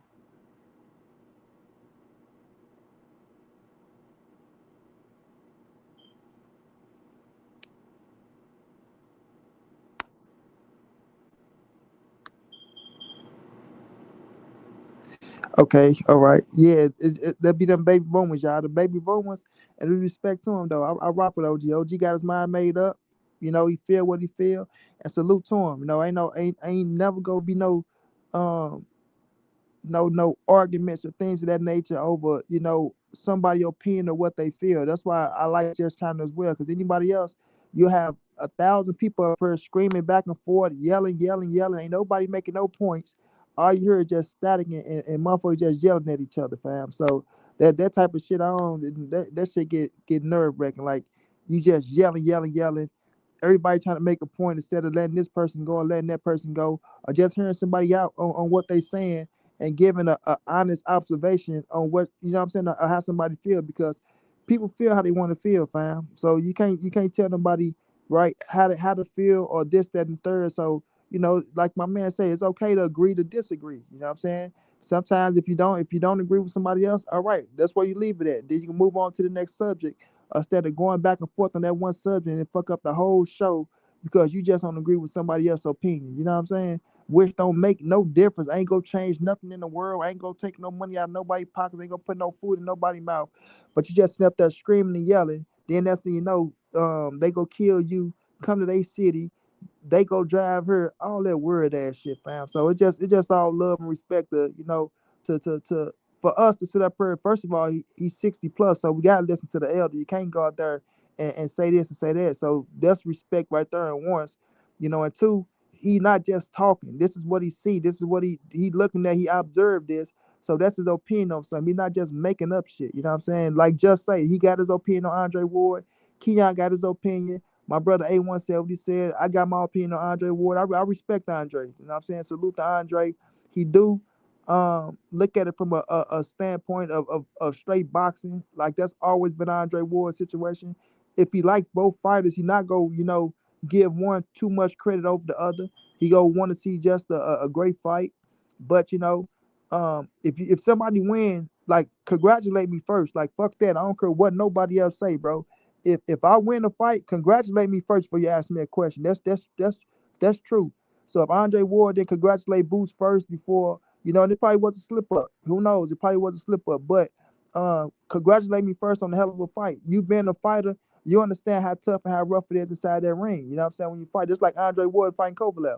Kovalev dropped him for the first time. You know what I'm saying? I'm quite sure if anybody would have criticized him or just came up to him and jumped straight to a question, I said congratulations, he probably feels some type of way. But by being Andre Ward, like Justin was trying to say, his character, the way he carried himself, for what I know as well. You know what I'm saying? I feel the same way Justin feel about Andre Ward on when they speak on him. Like, I do feel like he's one of them dudes that uplift the sport. I do feel like he's a fair man when it comes to the game. Even with the Earl Spencer Terrence Crawford shit, he wasn't picking sides or trying to down one to pick up the other. He just put Tim Bradley in his place and shit. You know what I'm saying? Checking Tim Bradley right there live on television in front of whoever. You know what I'm saying? So, everybody observe it a different way. And like I say, when you come to them baby boomers and that civil rights movement, one little incident, one little thing off where they feel like, you disrespecting a black person, they on your ass, bro. Right. That's the way they was raised. That's how it is. That's And their I aura. You know definitely, what I mean? That's the yeah, I definitely understand the go ahead. sentiments. That's why, that's what brought me here, man. I chose to cover the sport differently. Like all that, even agreeing to disagree, I don't do that. I think it's pointless. I think it's old school. I think it's played out. Like, what the fuck is the point of agreeing to disagree? I just like to hear you out. And as long as it's logical and, makes sense, it's cool. If I don't see it that way, that's okay. Just, you know what I mean? It's okay. That's how I have a conversation. I don't want everybody to say the same exact thing. That should be boring. But I definitely Everything understand ain't a that debate. point, bro. I don't even like. I can't listen to certain people no more. It's nothing personal. But if I don't hear the love and the content, all I hear is aggravation and anger. I can't listen to that. I want to hear you. How much did you enjoy this shit? Like y'all seen, it seemed like people focus on the shit that they don't like more than the shit that they do. For me, I'm very big on calling out false narratives. It don't matter. Any fighter that is being put out there on, I got the truth. I'm going to speak on it. I hate to see us do that to our own. And that's why I said, Ward is one of the few guys that don't take that approach. He about building, shedding light, and giving real in-depth perspective from a guy that actually done it. You know what I'm saying? He don't got a hating bone in his body. He's very successful. He retired at the top of his game, undefeated, did it on his own. Like, it ain't a lot for him to be bitter about. He did it his way. And they know if he really wanted to come back and it'd be some money being offered to him to fight somebody. That's how crazy it is. But I think that's one of the good ones, man. He fight the good fight. That's what I call it. When you putting out like real content that has substance to it, where you ain't just trying to get the clicks, the views, or the money. It's you passionate about it. That's how I am. You know what I'm saying? The other stuff, it comes with it. Like I try to let y'all hear my passion every day. You know what I'm saying about this shit? How much we enjoying it. I don't want to sit here and argue about the shit that we can't control all day. Get me? But bro. Man, more of us got to use our voices and platforms to build the sport up. I know that ain't the popular way, but it's real. It's authentic. It's genuine. And I'm going to continue to take that approach because, again, this is something that I can't do. I can't get in the ring and go 8 rounds, 10 rounds, 12 rounds with none of these dudes. So what the fuck do I look like sitting up here talking crazy about the ones that's doing it at the highest of levels? Like, nah, it just don't make sense to me. So. Exactly, bro. Shout out to I agree 120%. And his family, the wife, man. He said that he showed the wife showed him my channel. I always thought that was dope. You know what I'm saying? But yeah, man, it's never this platform is not just about agreeing or you ain't gotta see things my way, but you definitely ain't gotta disagree with me either, because that shit just a waste. It's like I ain't gonna change my opinion. You know what I mean? If I speak the facts when I need to, and you give your opinions when you need to, but we gonna do it the right way, man. That's how I look at it, bro. Like when we just talking, fam, like sometimes we just talking. Everything in a fucking debate, bro. You don't have to to try to, like, if I say something, try to pick a nigga up on everything you say, bro. I'm just talking, bro. Just take it. I hate that shit bad. I hate that. If you like everything I say, you like, nah, it ain't this, is that. No, bro, that's what I just said it was, fam. Like, what? You Right. gonna argue my Right. opinion with another opinion, fam? Like, With what the another hell? opinion, bro. I'm not going to research shit. Go look. I'm not going to look up shit, man. I just said what I said, bro. I ain't, Shout you know out what to I'm saying? Nigga Urban want to Mac, my debate that. dog. Yeah. Jess, Get appreciate around. y'all, man. Rocking out with your boy. I came on super late, man. I was having one of them days, y'all. We made it though. We made it on. We'll make up for it tomorrow. Probably come on a bit Nigga, we earlier. made. And I'm gonna react to the video that Tim sent too. And it's crazy he sent that. I already had that in mind for tomorrow. They don't be knowing I be on it because of the conversation.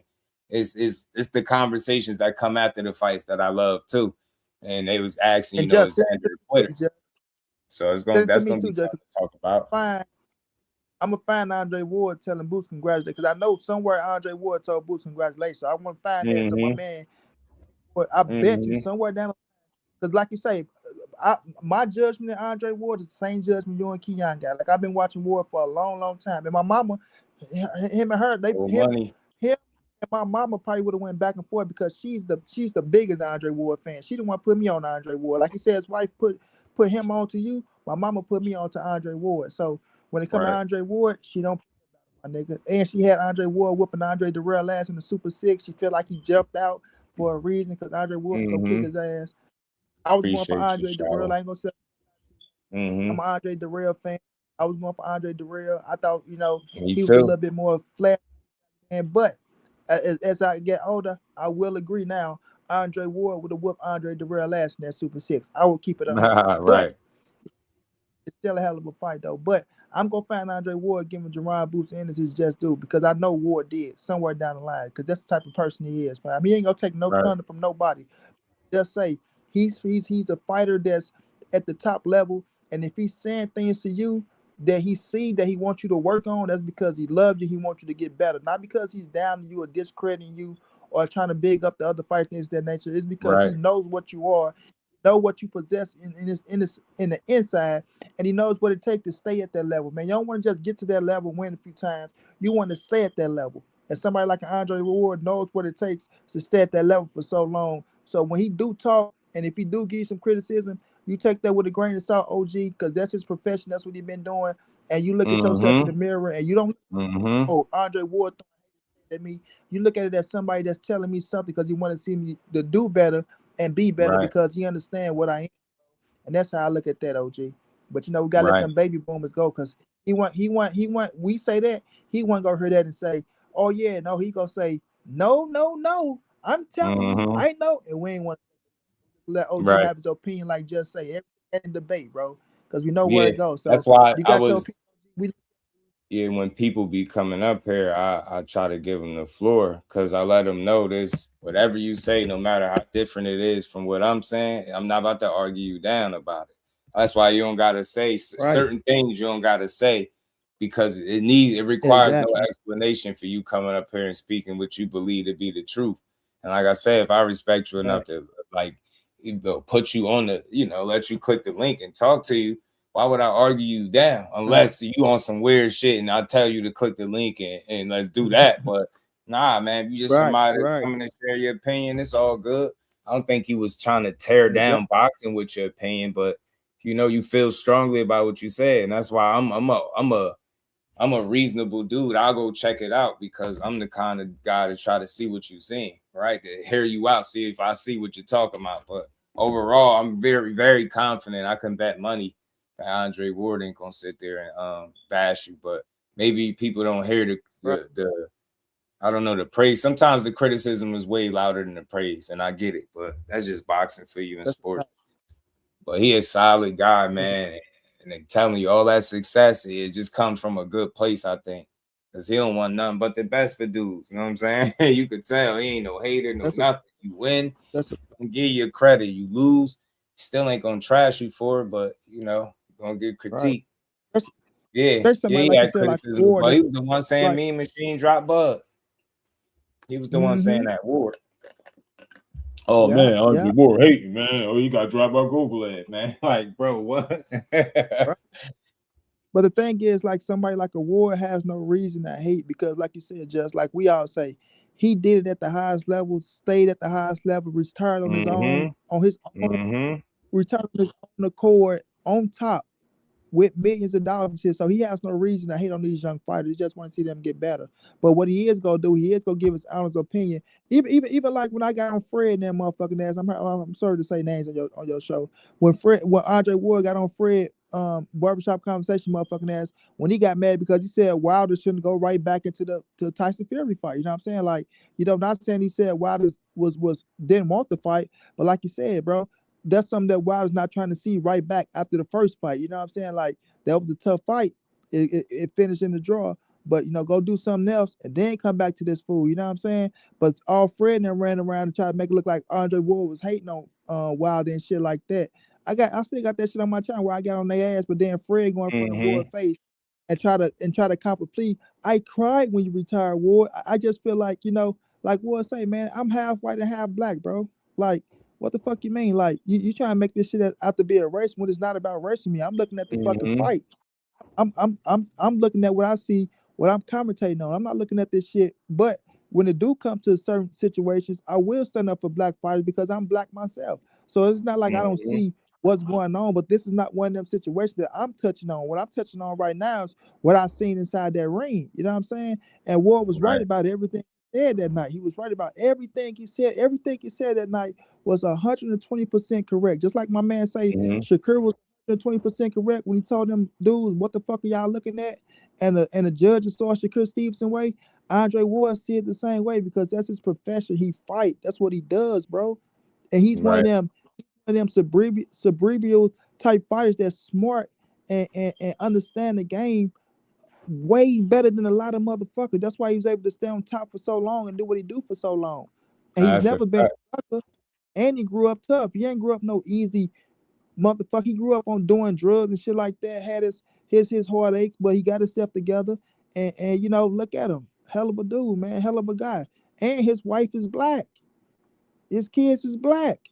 So if we gonna say anything like that, and that's not to OG, you know what I'm saying? That's not hating on him. That's just for the ones who was trying to criticize him. Because I was pissed off about that shit. Like, I really was pissed off about that shit.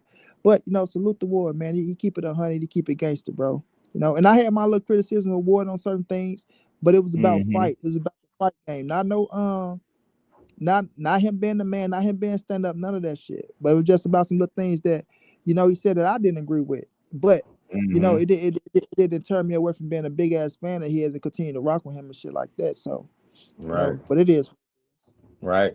For me, man, I just be, I be trying to listen and pick up the game. Andre Ward be dropping some jewels in them interviews, man. Oh, that's a solid guy.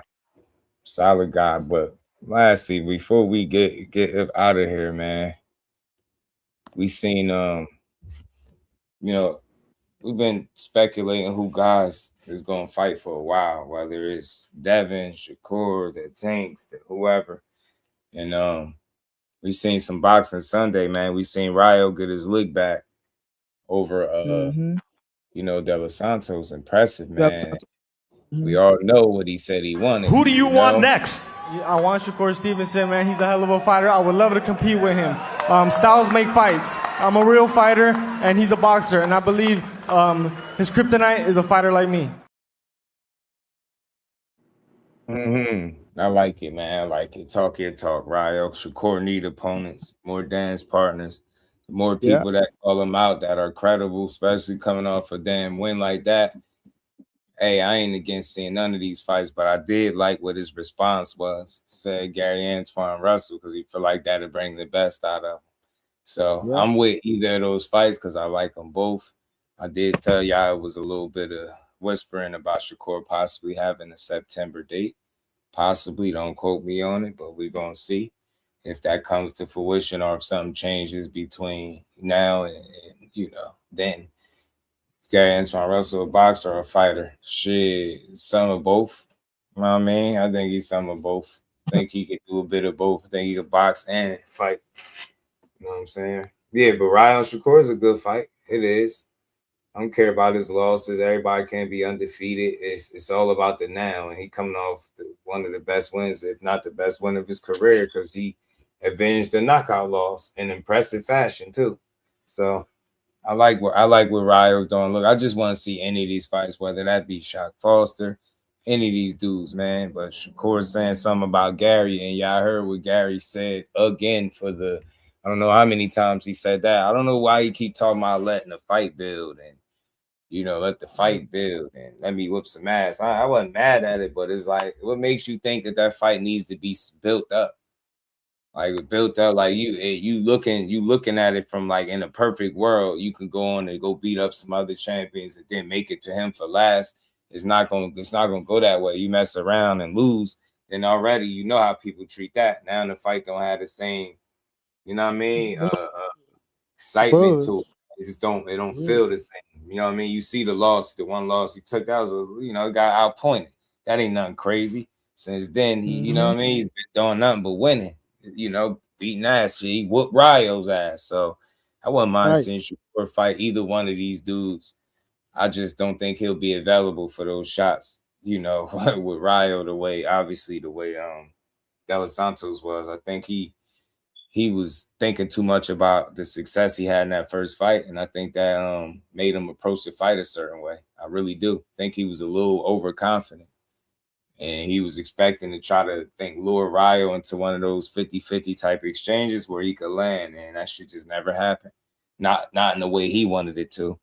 You know what I'm saying? Ryo was on point. He was way more calculated. He was focused, patient. I mean, he set that shit up. Seeing his shot, he took a clip that man with a shot he didn't see, man. He did De Los Santos bad, man. That was a damn good fight. For Ryo, man. Ended it early too. And wasn't it just the third round? Wow, wasn't that the third round, y'all, that he knocked him out in? Because it's crazy. He got knocked out in the third round, I believe, the first fight, right? And I think he got his revenge back, bro. He did De Los Santos. Get back. Get back a motherfucker. Yeah, I agree though, bro. I agree with you. Psychiatrist. 50-minute mark back. I'm gonna check it out, old money. Okay. Yeah, the Gary Antuanne Russell fight. I feel like that's a hell of a fight, bro. I feel like that's the fight that I will love. That's crazy because me and Justin just talking about that shit. Not the last show, but I know we was talking about that shit one show, but it's like how we talk that shit up. And it's like Gary, don't be like your brother, man. Shout out to Gary Russell. Like he always wanted the certain fights, and he sat on the sideline because he couldn't get the big fight, so he kind of fucked his career up. A lot of people blame Al Heyman, but I understand. I know for a fact, this is what I know for a fact. Like you say, this is what I know.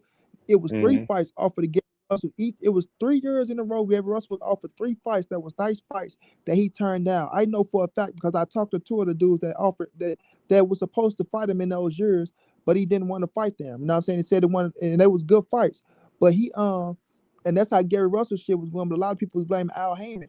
Oh, Gary Russell, he's been this WBC champion so long because he wasn't fighting anybody. Well, he kind of did that to his own career. So I don't want Gary Antuanne Russell to fall into that mix of saying, hey, man, look, I don't want to take this big fight yet because I want to take these fights now. No, man, you got a big fight on the table, bro. You are who you are, fam. True. I don't know what you mean.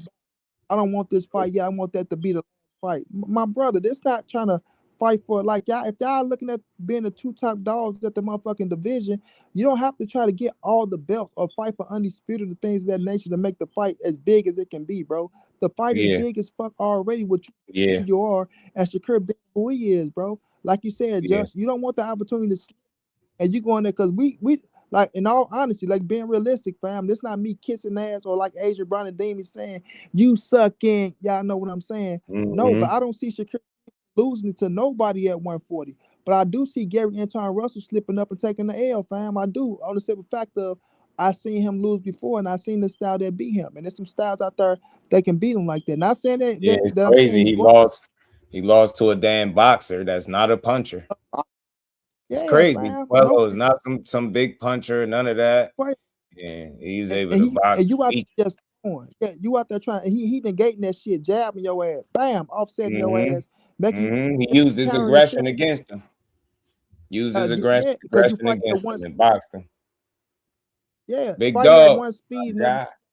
Said Tank and Maniac Civil War is hilarious. Tank hate Boots. I don't know what their issue is, big dog, man. It's strange though, man.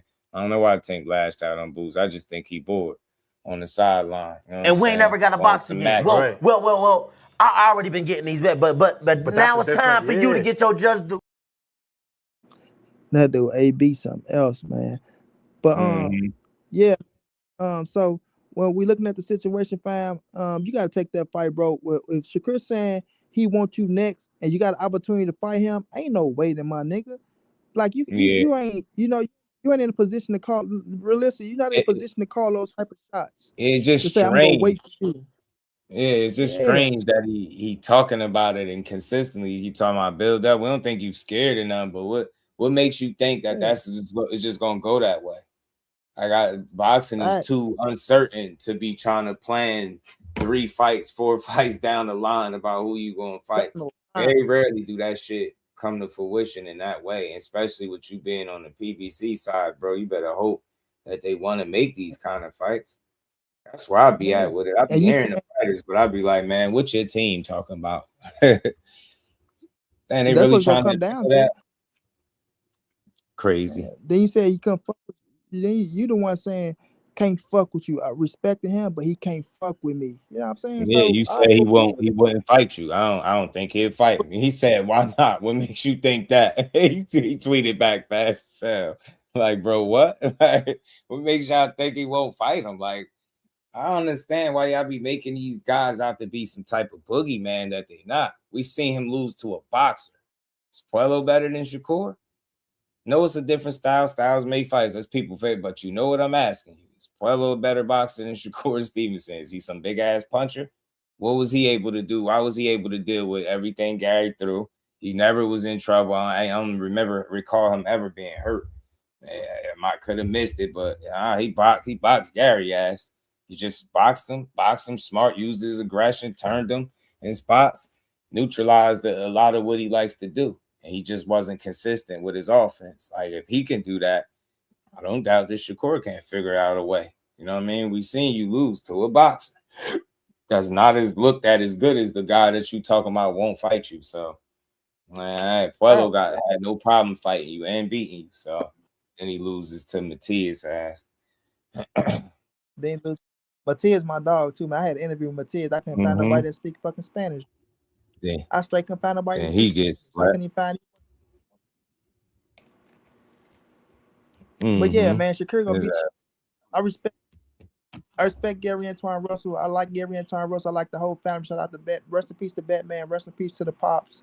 You know what I'm saying? They're hell of a group, the way they stick together and rock with each other and ride out. They do more than just boxing. They hunt. The Russell, like they some real dudes who we can hang out with and kick it with on some real level shit.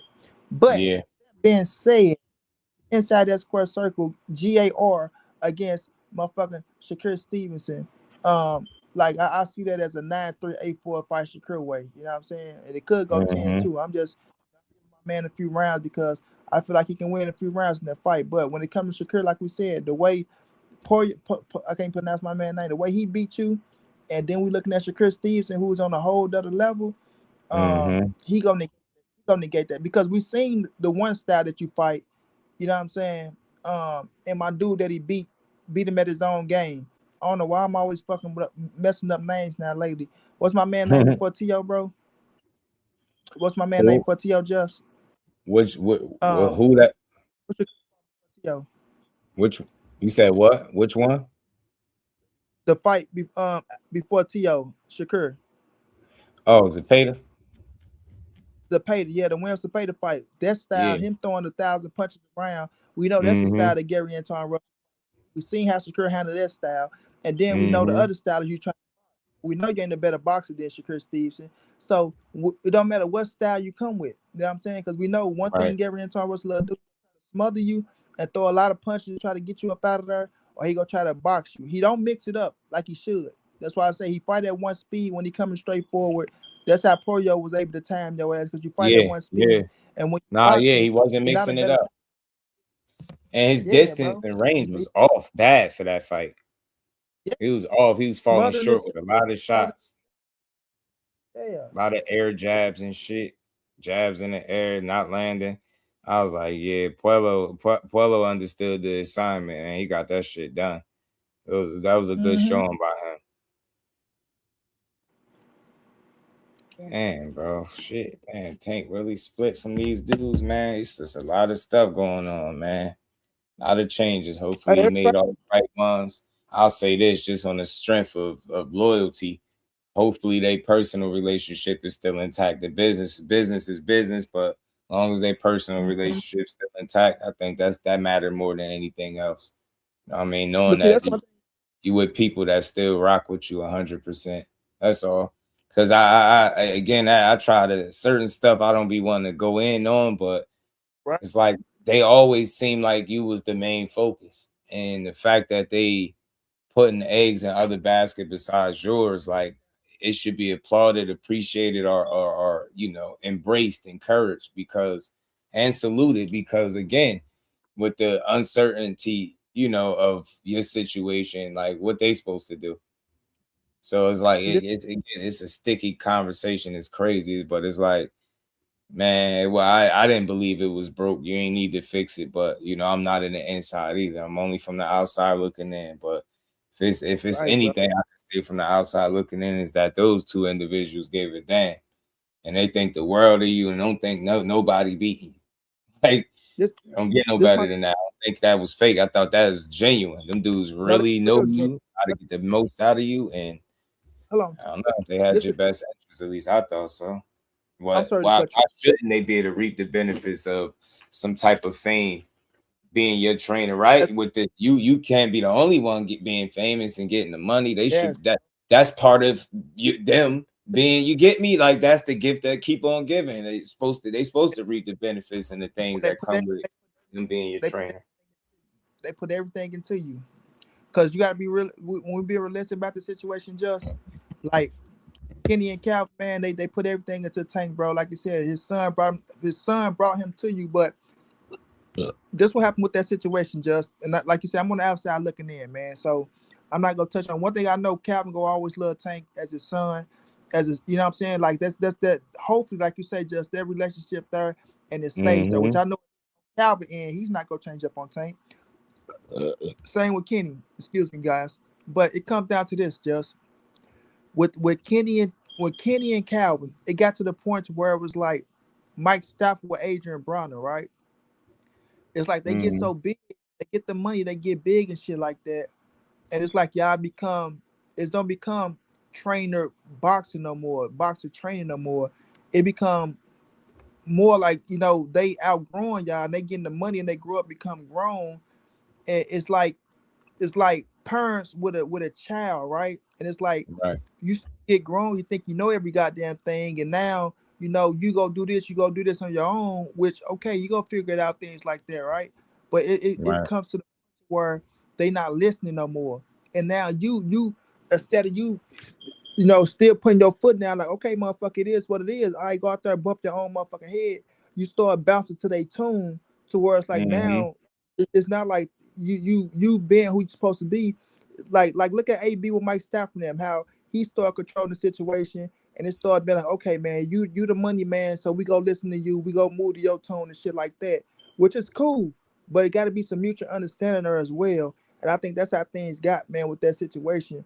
And hopefully they get it back on track. But I hope it don't come down to the point to where like they trying to tell you the right thing, and because they keep telling you what you don't want to hear, even though you need to hear it, you want to break up from them because you're getting tired of hearing the goddamn truth, and you just want you want some yes. You know what I'm saying? You want motherfuckers to be yes, and it's like, man, we're not gonna keep yes, man. You keep fucking up, bumping your head, and we telling your ass it's gonna get worse, it's gonna get way worse than it get good from you because you don't want to listen. You know what I'm saying? But go ahead, Jess. You finna say something. No, he was good. Shout out to creator, my dog, man. He said at the hospital for your first grandson to be born. Nervous as hell. Listening to the show, man. Shout out to you, Cut. Congrats, my guy. Congrats, my guy. Another family, another little one in the family is always a blessing, man. Shout out to you, fam. Another generation coming, and I wish them a healthy pregnancy and hope them to heal up soon. Yeah, wishing healthy, speedy delivery. Shout out to you, fam. Grandson, man, I can't think that far ahead. I beat my daughter up right now. You know what I'm saying? Shout out to you. You already know. Congrats to you, fam. I was I gonna know. say before we. No, I would have been a Papa right now at 39 years old. I was on my feet. You just playing with your guy, baby. Shout out to Shower, man. You know what I mean? Shout out to you. I was about to say though, as we because I got some bunch of other stuff we gonna cover too tomorrow. But this was a good conversation, man. We gonna keep it going just like this, man. Keep building, having these good conversations. We just want to see fights, and I'm here to support these dudes. I got criticism too, but it ain't all about talking crazy online all day. I'm so tired of seeing that shit, bro. Dudes arguing about shit they don't know nothing about. Like it's ridiculous, man, how toxic this space is getting. But we're gonna keep drowning out the bullshit with the real shit, man. And not the bill shit, y'all. Not the bill shit. Boots, the era is on its way. It started, and I can't do shit about it. But sit back, you should get you a ticket. You know what I'm saying? And enjoy the damn show. Instead of complaining. You will get way more out of enjoying these fighters and respecting them and giving credit what credit is due instead of hating, bro. See, like I tell people, y'all cheating yourself out of greatness. It don't matter what y'all say, what y'all do, fam. Y'all are cheating yourself out of greatness. Because once you get older, if you make it old enough, and you have a son or you have a grandchild, like my man's about to have another grandchild, and if they smart enough to think for themselves, and they sit up there and they a boxing fan, they looking at these fighters, they gonna look at y'all like, what the fuck are y'all talking about? That's a bad motherfucker. They gonna look at you, you just hate Pawpaw, or Daddy, you just hate, man. Cool, bro. You know what I'm saying? And I'm not, like I say, just I can give a fighter his just doing his credit and still not like him if I don't like his antics or something like that. Right. But I'm not gonna watch somebody go out there, train their ass off, go in the ring, put down a hell of a demonstration. I'm talking about a hell of a demonstration for me to come back on my platform, for me to go sit in somebody else's face, say, "Oh man, you know what? He ain't do shit, bro. Oh, that was some lucky shit. Oh man, come on, bro. He ain't done nothing, right? He ain't did this, but then go praise somebody that ain't done half of what he did. Yeah, So that should be stupid. That shit blow my mind. Like y'all sit up here with these fake narratives, listen to other people that pushing the fake ass narrative, taking they bullshit and running with it, and don't want to get these fighters they just doing their credit, fam.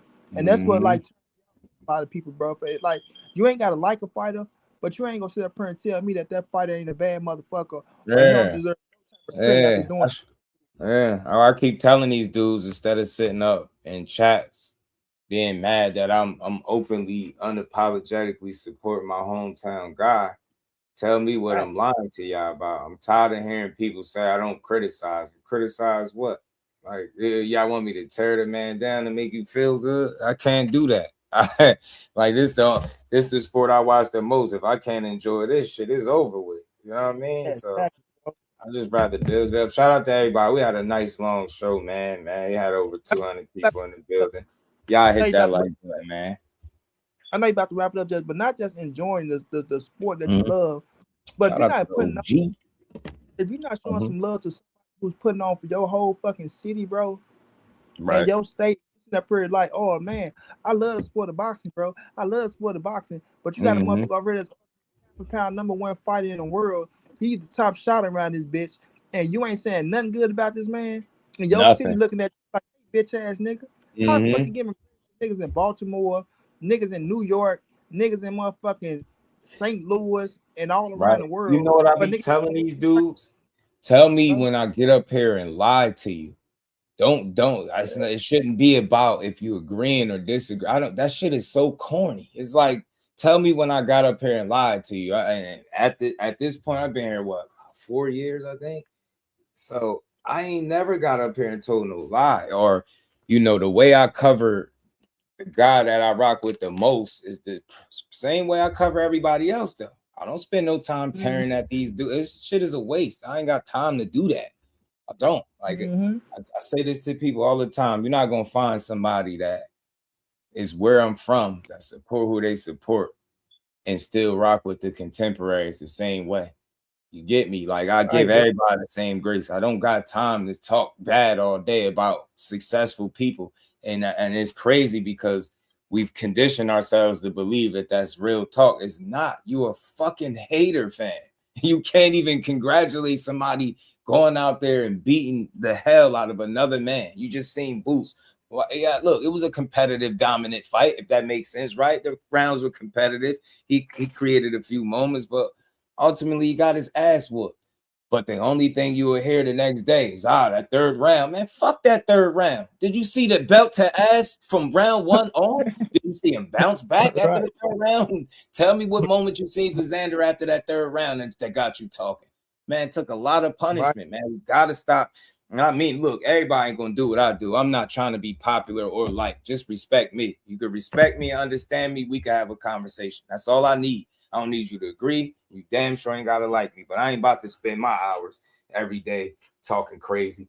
Now, I be watching Twitter. That's why it took me so long to get one, and I regret even getting it. I don't even care about trying to keep that platform. It's a bunch of misinformed idiots all day talking crazy, cursing that fight. Like, that's soft shit to me. If you gonna say something to a man that you won't say in their face, you soft, man. Like, I just never thought that was part of the game. Yeah, instead of interacting with this fighter, let me just talk crazy, try to get his attention that way. That's corny, man.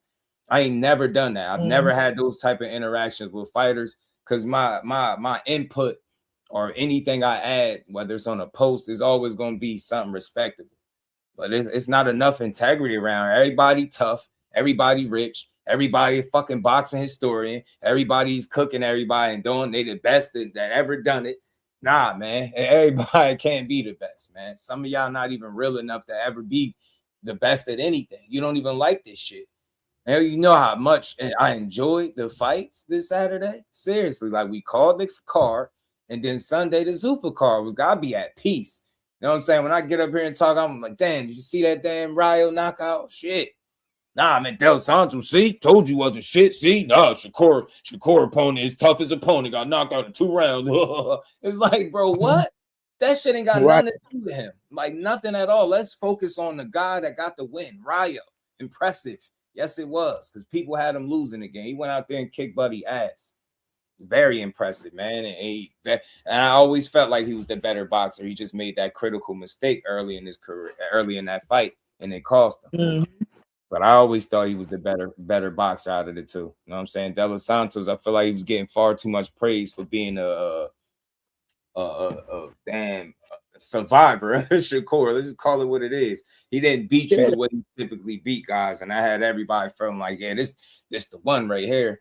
Nah, problem with guys like that is he can punch, he can box, and he got skills. You obviously seen it, but I don't think it's enough there. I don't think it's enough versatility there. You know what I'm saying? I think he could create a lot of tense moments because he'd knock you the hell out. But overall, man, I don't think he ain't beating none of them top guys. Like, we was giving him praise as if he beat a top guy or as if he really was in position to possibly win that fight. We knew how, regardless of how bad that fight played out with De Los Santos and Corey, we knew who won the fight when it was over. It wasn't nothing that like, oh shit, we need the scorecard. No, we didn't. Like, I ain't need no scorecards. I was like, it was a rough night, and I knew what happened. Couldn't speak on it, but still was a rough night. But I didn't think you lost, so I just didn't understand what all the praise was about. I didn't get it. I was like, we praising the hell out of this dude. He good. Now, I'm all about giving credit, but I've never seen a person get credit for losing to a hampered fighter, an injured fighter. Like, seriously, like, and you already know about this situation. It's bad, man. This sport need to be like, we gotta do better building this shit up, man. I don't know. I ain't here for the clicks and views. Y'all see me, I don't care. I go through all types of shit in this space. I don't care. I do me. And you know what, low key, I want to say this real quick. Shout out to everybody, and I mean everybody that continues to pull up and rock out with me. Because of y'all and all the work we've been putting in this month, man. This single-handedly is the best month I had since I've been here. Best month since I've been here, and I'm not exaggerating. I'm not exaggerating, y'all. Best month since I've been here.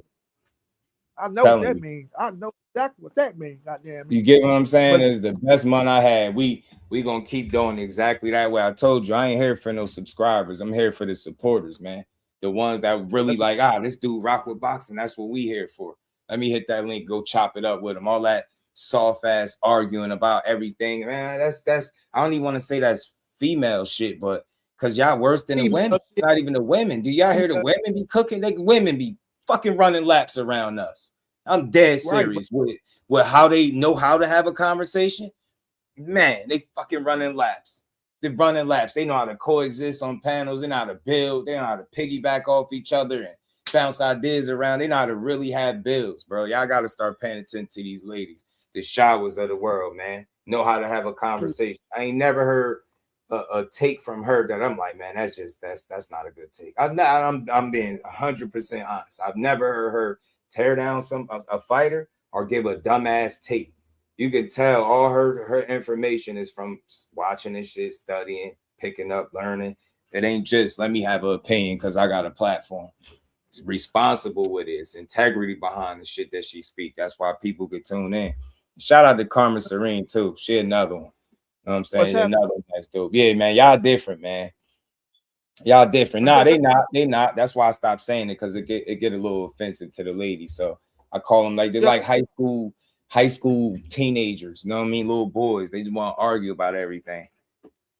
That's why I stopped going to niggas. In the sport, I think, in the world, boxing. And it's crazy how many arguments take place over opinion. Is wild. Integrity over views any day of the week. Y'all know it. Yeah, Karma is really dope. But she really is, man. I listen to a panel of y'all in a heartbeat. I ain't even joking. That's why I say, just I stopped going to niggas. I can't see up on shout the out to channel. the OG for 9 too, man. I see your OG. Shout out to you. Appreciate you pulling up. I'm talking just, you know what I'm saying? You talking, giving a hell of a point. Next thing you know, you got a nigga that ain't never did shit, ain't got no credentials, did nothing. You talking, giving your point. Now this nigga just cut you off, get to arguing with you over your opinion. You hadn't even finished your shit. Right. Now, I say, man, I ain't going on no niggas panels, man. Doing all this motherfucking back. No, I'm done. I'm done. After the last dude told me I'm on my knees for a fighter because I'm telling the truth, and you want me to hate on him? Nah, because the frustration I felt that day, you would have forgot I had any type of channel. The way I was just talking, I was like, yeah, I can't let nobody get me out of my character like that again. That was street energy. Like, boy, I find, like, you know what I mean? I'm like, look what he got me doing. Nah. Said from here on out, I'm saying what's up and I'm out. Y'all too weird, man. Y'all too argumentative. Y'all not out to get the right information or the truth. Y'all want to argue. If it's popular to hate a fighter and talk bad on them, you don't want to hear truthful information. You don't want to hear me tell you something that came right from the fucking horse's mouth. So when this shit play out and you see my title saying I told y'all so, don't say it. Don't. I want to see how much I was on my knees then. Dude, since I've been talking to bro, getting any information from that side, all of it has been valid. Every last drop, every bit of information, all the way down to shit. Not only was he sick and injured, throwing up in sparring and could have just pulled out and stayed the fuck home in the bed somewhere. Not only did he do this shit, I knew what sandwich he was eating, how he was about to get in the ring on an empty stomach, and Ward and that little inside information, just shit that you ain't gonna hear them talk about.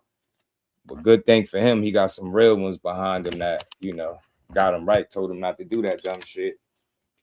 That's why if any of y'all remember seeing that fight with De Los Santos, when they went back there, they put the camera back there. He was sitting down. You had Ward and I think it was Bud sitting next to him. He was sitting there eating. Or you think he was just craving a fucking fight, a pre-fight snack?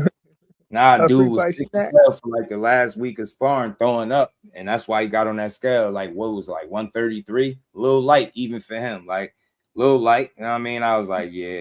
Said, man, this dude throwing up and sparring last week, and they trying to stop it, and he fighting through it. But then, let alone that, you got injuries, and then you go in there and fight a guy that can knock your damn head in the front row somewhere, and you bluff your way to a win. I respect that shit. How to get a win on an off night. You're not going to be perfect every night. You're not going to bowl a perfect game every time, right? You're not going to pitch a no-hitter every time, but shit, he found a way to do it, man. Found a way to do it. And it was unanimous decision. Yeah, big shout out to the ladies, man, the women channel. Y'all really dope, man. Really dope. I just had to fall back. If it's all toxic and narrative driven, I can't sit here and listen to nobody tear down one of the most successful fighters in the sport because you got personal feelings towards a guy that you never met personally. That's weird to me. I Never can't do it. person. I don't want to hear that Yeah. weak ass shit. Maybe on other channels, he don't criticize Shakur. What you want me to say? Well, he double talked, he contradicted himself. Business with. Like, you know what I'm saying? What the fuck y'all want me to sit up here and say? I tell y'all, all fighters do that shit. I don't listen to 100% of everything a fighter say. I take heed to it, and then I see what you do after what you say, right? You say what you say, now let's see what you do. And my criticism is not as harsh as a lot of people because I understand and I know for a fact that everything is not up to them. You get what I'm saying? Ultimately, yeah, you could say, yeah, no, get me that guy, get me that gal. I get all of that, but I'm talking about the decision making is just not 100%. You free to just do whatever you want. It don't work that way. Like this fight that we talking about with Shakur. Did you hear people like besides them talking about it? Like who gonna put that fight on? What platform is it gonna be on? You start asking real questions instead of just saying, oh, he gotta keep his word. He gotta do this. Like, man, he ain't gotta do shit, but fight the person that want to fight him next. And that's what I'm at for the rest of the time. I have a channel. All that overly whining. I never did it anyway, but I'm definitely not taking part in all that shit. Crybaby energy. Because a complete stranger didn't do what you told him to do from your computer chair. Now you mad. If you don't shut your ass up, just don't watch it then. Like, think about it. We've gotten to the point. This got to be one of the most toxic sports by far. And we got to the point where like we complain about any and everything. We really think because we'll spend our money that we got the right to tell you who to fight, when to fight them, who to sign to, who to work with, what network to fight on, who not to. Like, what? That's not even by. Why do y'all care that much? I just want to see the fights. Whatever network is going to give me the fights, that's what I'm on, fam. I'm about to be you finna went to Eddie. Why you go to Eddie? Why you go to Bob? Why you go to PBC? Why you go, man? Shut up, man. They going where the opportunities go at. What the fuck are they supposed to do? We telling people to go to the PBC. You hear PBC. When the last time they made a big splash like signing somebody that's already established? They ain't looking to do that shit. They got their fighter, man. They ain't looking. You know what I'm saying? We just be throwing shit out there without even realizing that's not even an option for these dudes. Not just that though, just like you say, do all that. Where to turn to wear, who to fight, when to wake up, what to eat, how to sleep. How fast to knock somebody out. Pure boxers got to be fucking knockout artists. Like, you can't make this shit up. They want you to fight. Fight the way I want you to fight. Look, you better not get hit. Don't get hit. Don't lose no rounds. Don't lose no rounds. You got to be fucking perfect. This come from a motherfucker who can't even throw a proper jab right. They telling you how to fight. Motherfucker not throw a proper jab.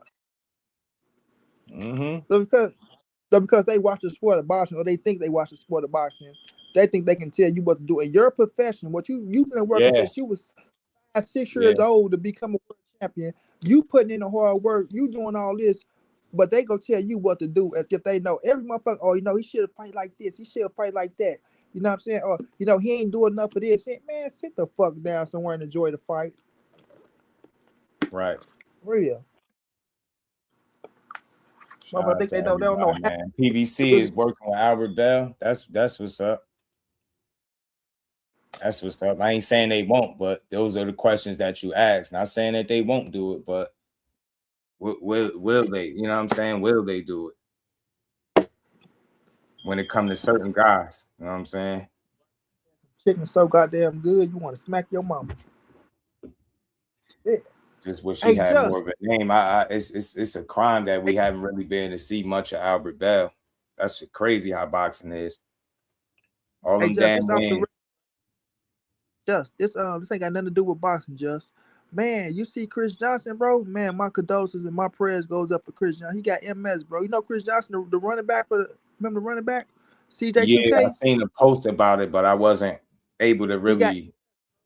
He got MS, bro. All that shit sad, bro. That's crazy, that nigga, man. Favorite running backs, bro. One of my favorites of all time, bro. CJ2K, a real nigga, CJ2K, facts. That's his name, y'all. CJ2K ran for 2,000 yards. He ended up getting shot in the head, bro, when his cousin got killed in the car. And then my nigga end up with that situation. I say, damn. But lucky his wife sticking by him and his kids and shit. But man, that's a sad situation, bro. Shout out to my The dog, doc man. Still in the building, rocking out, man. The fax machine, doctor as saw I that like man to get call him, hurt. the plug. That's another guy, man. A shout out to him. Anybody in here and y'all like the truth about boxing, if y'all ain't tapped into LW boxing, y'all doing yourself a disservice. Not even gonna lie to you. Ain't here get on that if you think shit's sweet too. Dub, but get on that. Get on that with you. Yeah. Hayes, ALS. ALS. Okay, Right, shout out to B my bad. Hayes. Right on, B Hayes, for correcting me, bro. Right on, B Hayes. Appreciate you, B Hayes, man. But yeah, man, I'm gonna go look at it. I seen somebody post talking about it, and I was trying to make the connection, like what the hell? And then so now you just added a little bit of clarity. Now I know what's what. Damn, man. I hate to see people go through stuff like that, man. Yeah, that's especially like that, bro. Then, Shout like you out say, to you Chris don't really Johnson, see. man. Man, shout out to Chris Johnson. Now Man. Dub be on it, don't he? Yeah, but that's the questions I ask, man. I'm not saying that they won't work with, but we just be expecting these fights to just materialize without even realizing what's really an option, what's realistic, and I don't know, man. We just be expecting this shit to happen. Shout out to everybody, man. Big shout out to my dog, L-Dub, man. Always rocking out. Everybody that rocked out to the end of this show, man. We came on late as hell. We end up being on later than we expected. It's all good. We'll be back tomorrow. Build on some more boxing like we always do. Yeah, definitely prayers to CJ2K, man. Literally a cheat code in Madden, bro. Good God, bro. I used to hate my brother playing. He get the damn Titans and shit. Chris Johnson. You get to the outside, it's over. You screen pass, it's over, bro. You can't catch him. Cancel Christmas, man. Goodbye. I'm telling you, yeah. Oh, man, that dude fast as hell on that game, man. Shout out to him and prayers to him as well, man. It's crazy, man. Our health is everything. Health is everything, bro. When Floyd was saying that shit, bro. When Floyd said, I give up all this money in the world for my health. My health is everything, bro. That shit is crazy. Big shout out to my Who your dog. football team? You're a big football fan, Jess? As the last few years, I've liked it less and less, a little bit less each year, man. You know, I'm a Cowboys fan, so it's not hard to get tired of football. Seeing them lose the way they do, shooting themselves in their own foot every cheddar bob in a season every year. It's like, man, God damn. And this is dude called Zach Hubbard, Gematria Effects or something like that. His channel called. I ain't even gonna go into too much depth, but just go check that out if you get a chance. Go check Buddy out. I'm telling you, man, he just made me look at sports overall different. And he was breaking it down. He was breaking the predictions down. All the sports. Yeah, I don't want to go look at that channel. I don't want to be woke. Check it out. People be gambling off his shit too now and hitting and making bets and shit. Okay, man. Telling you, got some interesting stuff. They tried to stop him. He was getting his channels deleted a lot, but guess he found a way to go within the guidelines, and he rocking and rolling now. So I came across that stuff. I'm like, wow, man. I seen him predict a World Series. I forget what year it was, the World Series and who won, but he predicted what two teams was going to be in the World Series in spring training. He picked the two teams during spring training, and he said it was going to go. Wait, how many games is it? In the World Series, it's 7. Is it 7? How many is it? 7 for the best. So he was saying that it was going to go to full length, and he picked the two teams, and he picked which one was going to win. He was right about that. The football pick that I seen him make was when last year Peyton Manning was in the league when he the Broncos about he predicted, of course, that the Broncos was going to win, that Peyton Manning was going to ride off into the sunset, and I know that kind of seemed like, oh, that's a no-brainer. We all could have thought that, but And he went as far as he was like the player of the game. He keeps seeing the number 52. He was like, whoever is number 52, that's going to be player of the game. We looked it up. You seen that it was, I think it was Von Miller. I think that was 52 he had. What number was it? Yeah, Von Miller got whatever number Von Miller had at that on the Broncos. He said he kept seeing that number, and that dude was going to be the player of the game. And you know, the player of the game usually for football be an offensive stat. I mean, our offensive award.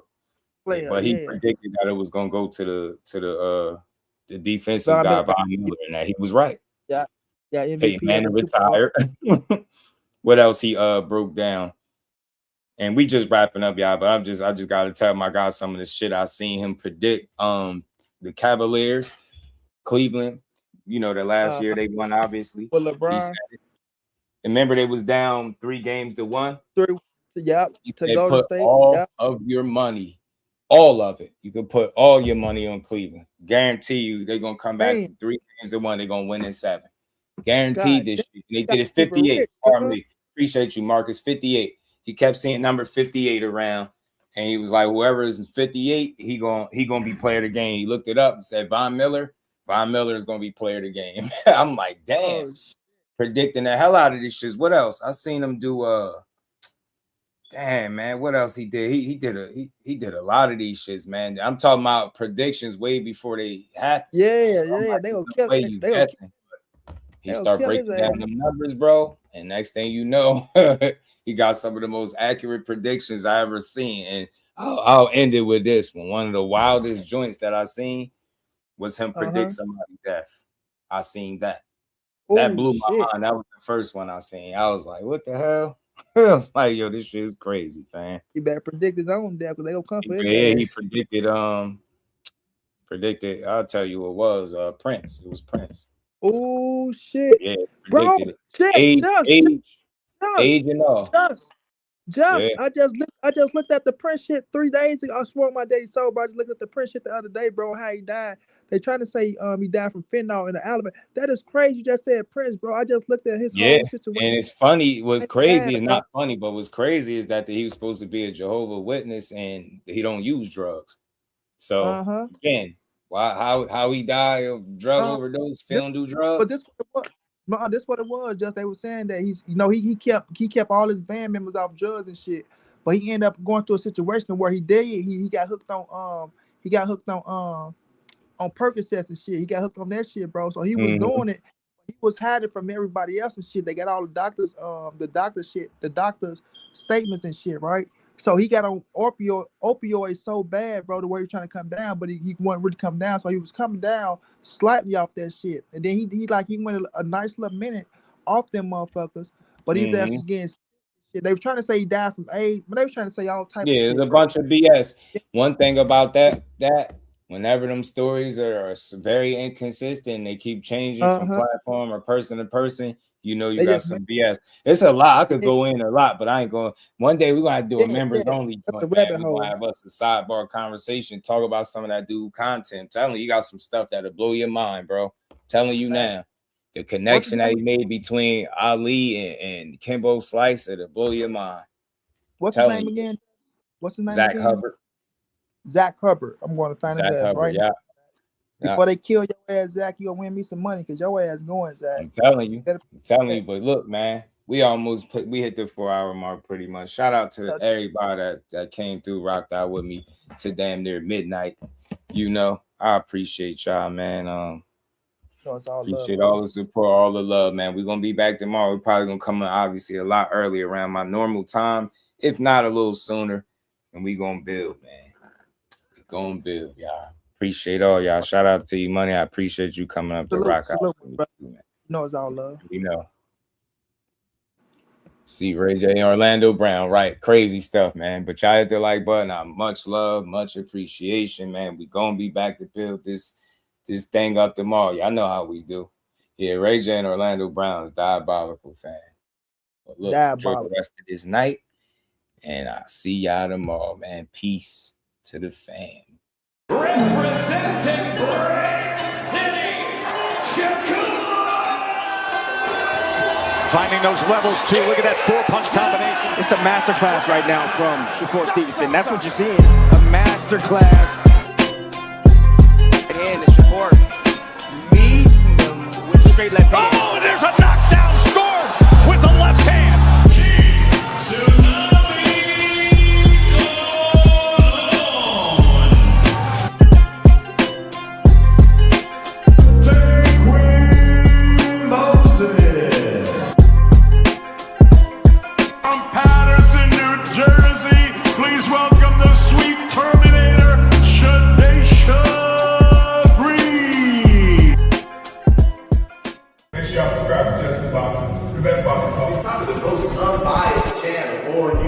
Right now, we're going to give him his just due. Shout out to my brother Just Due.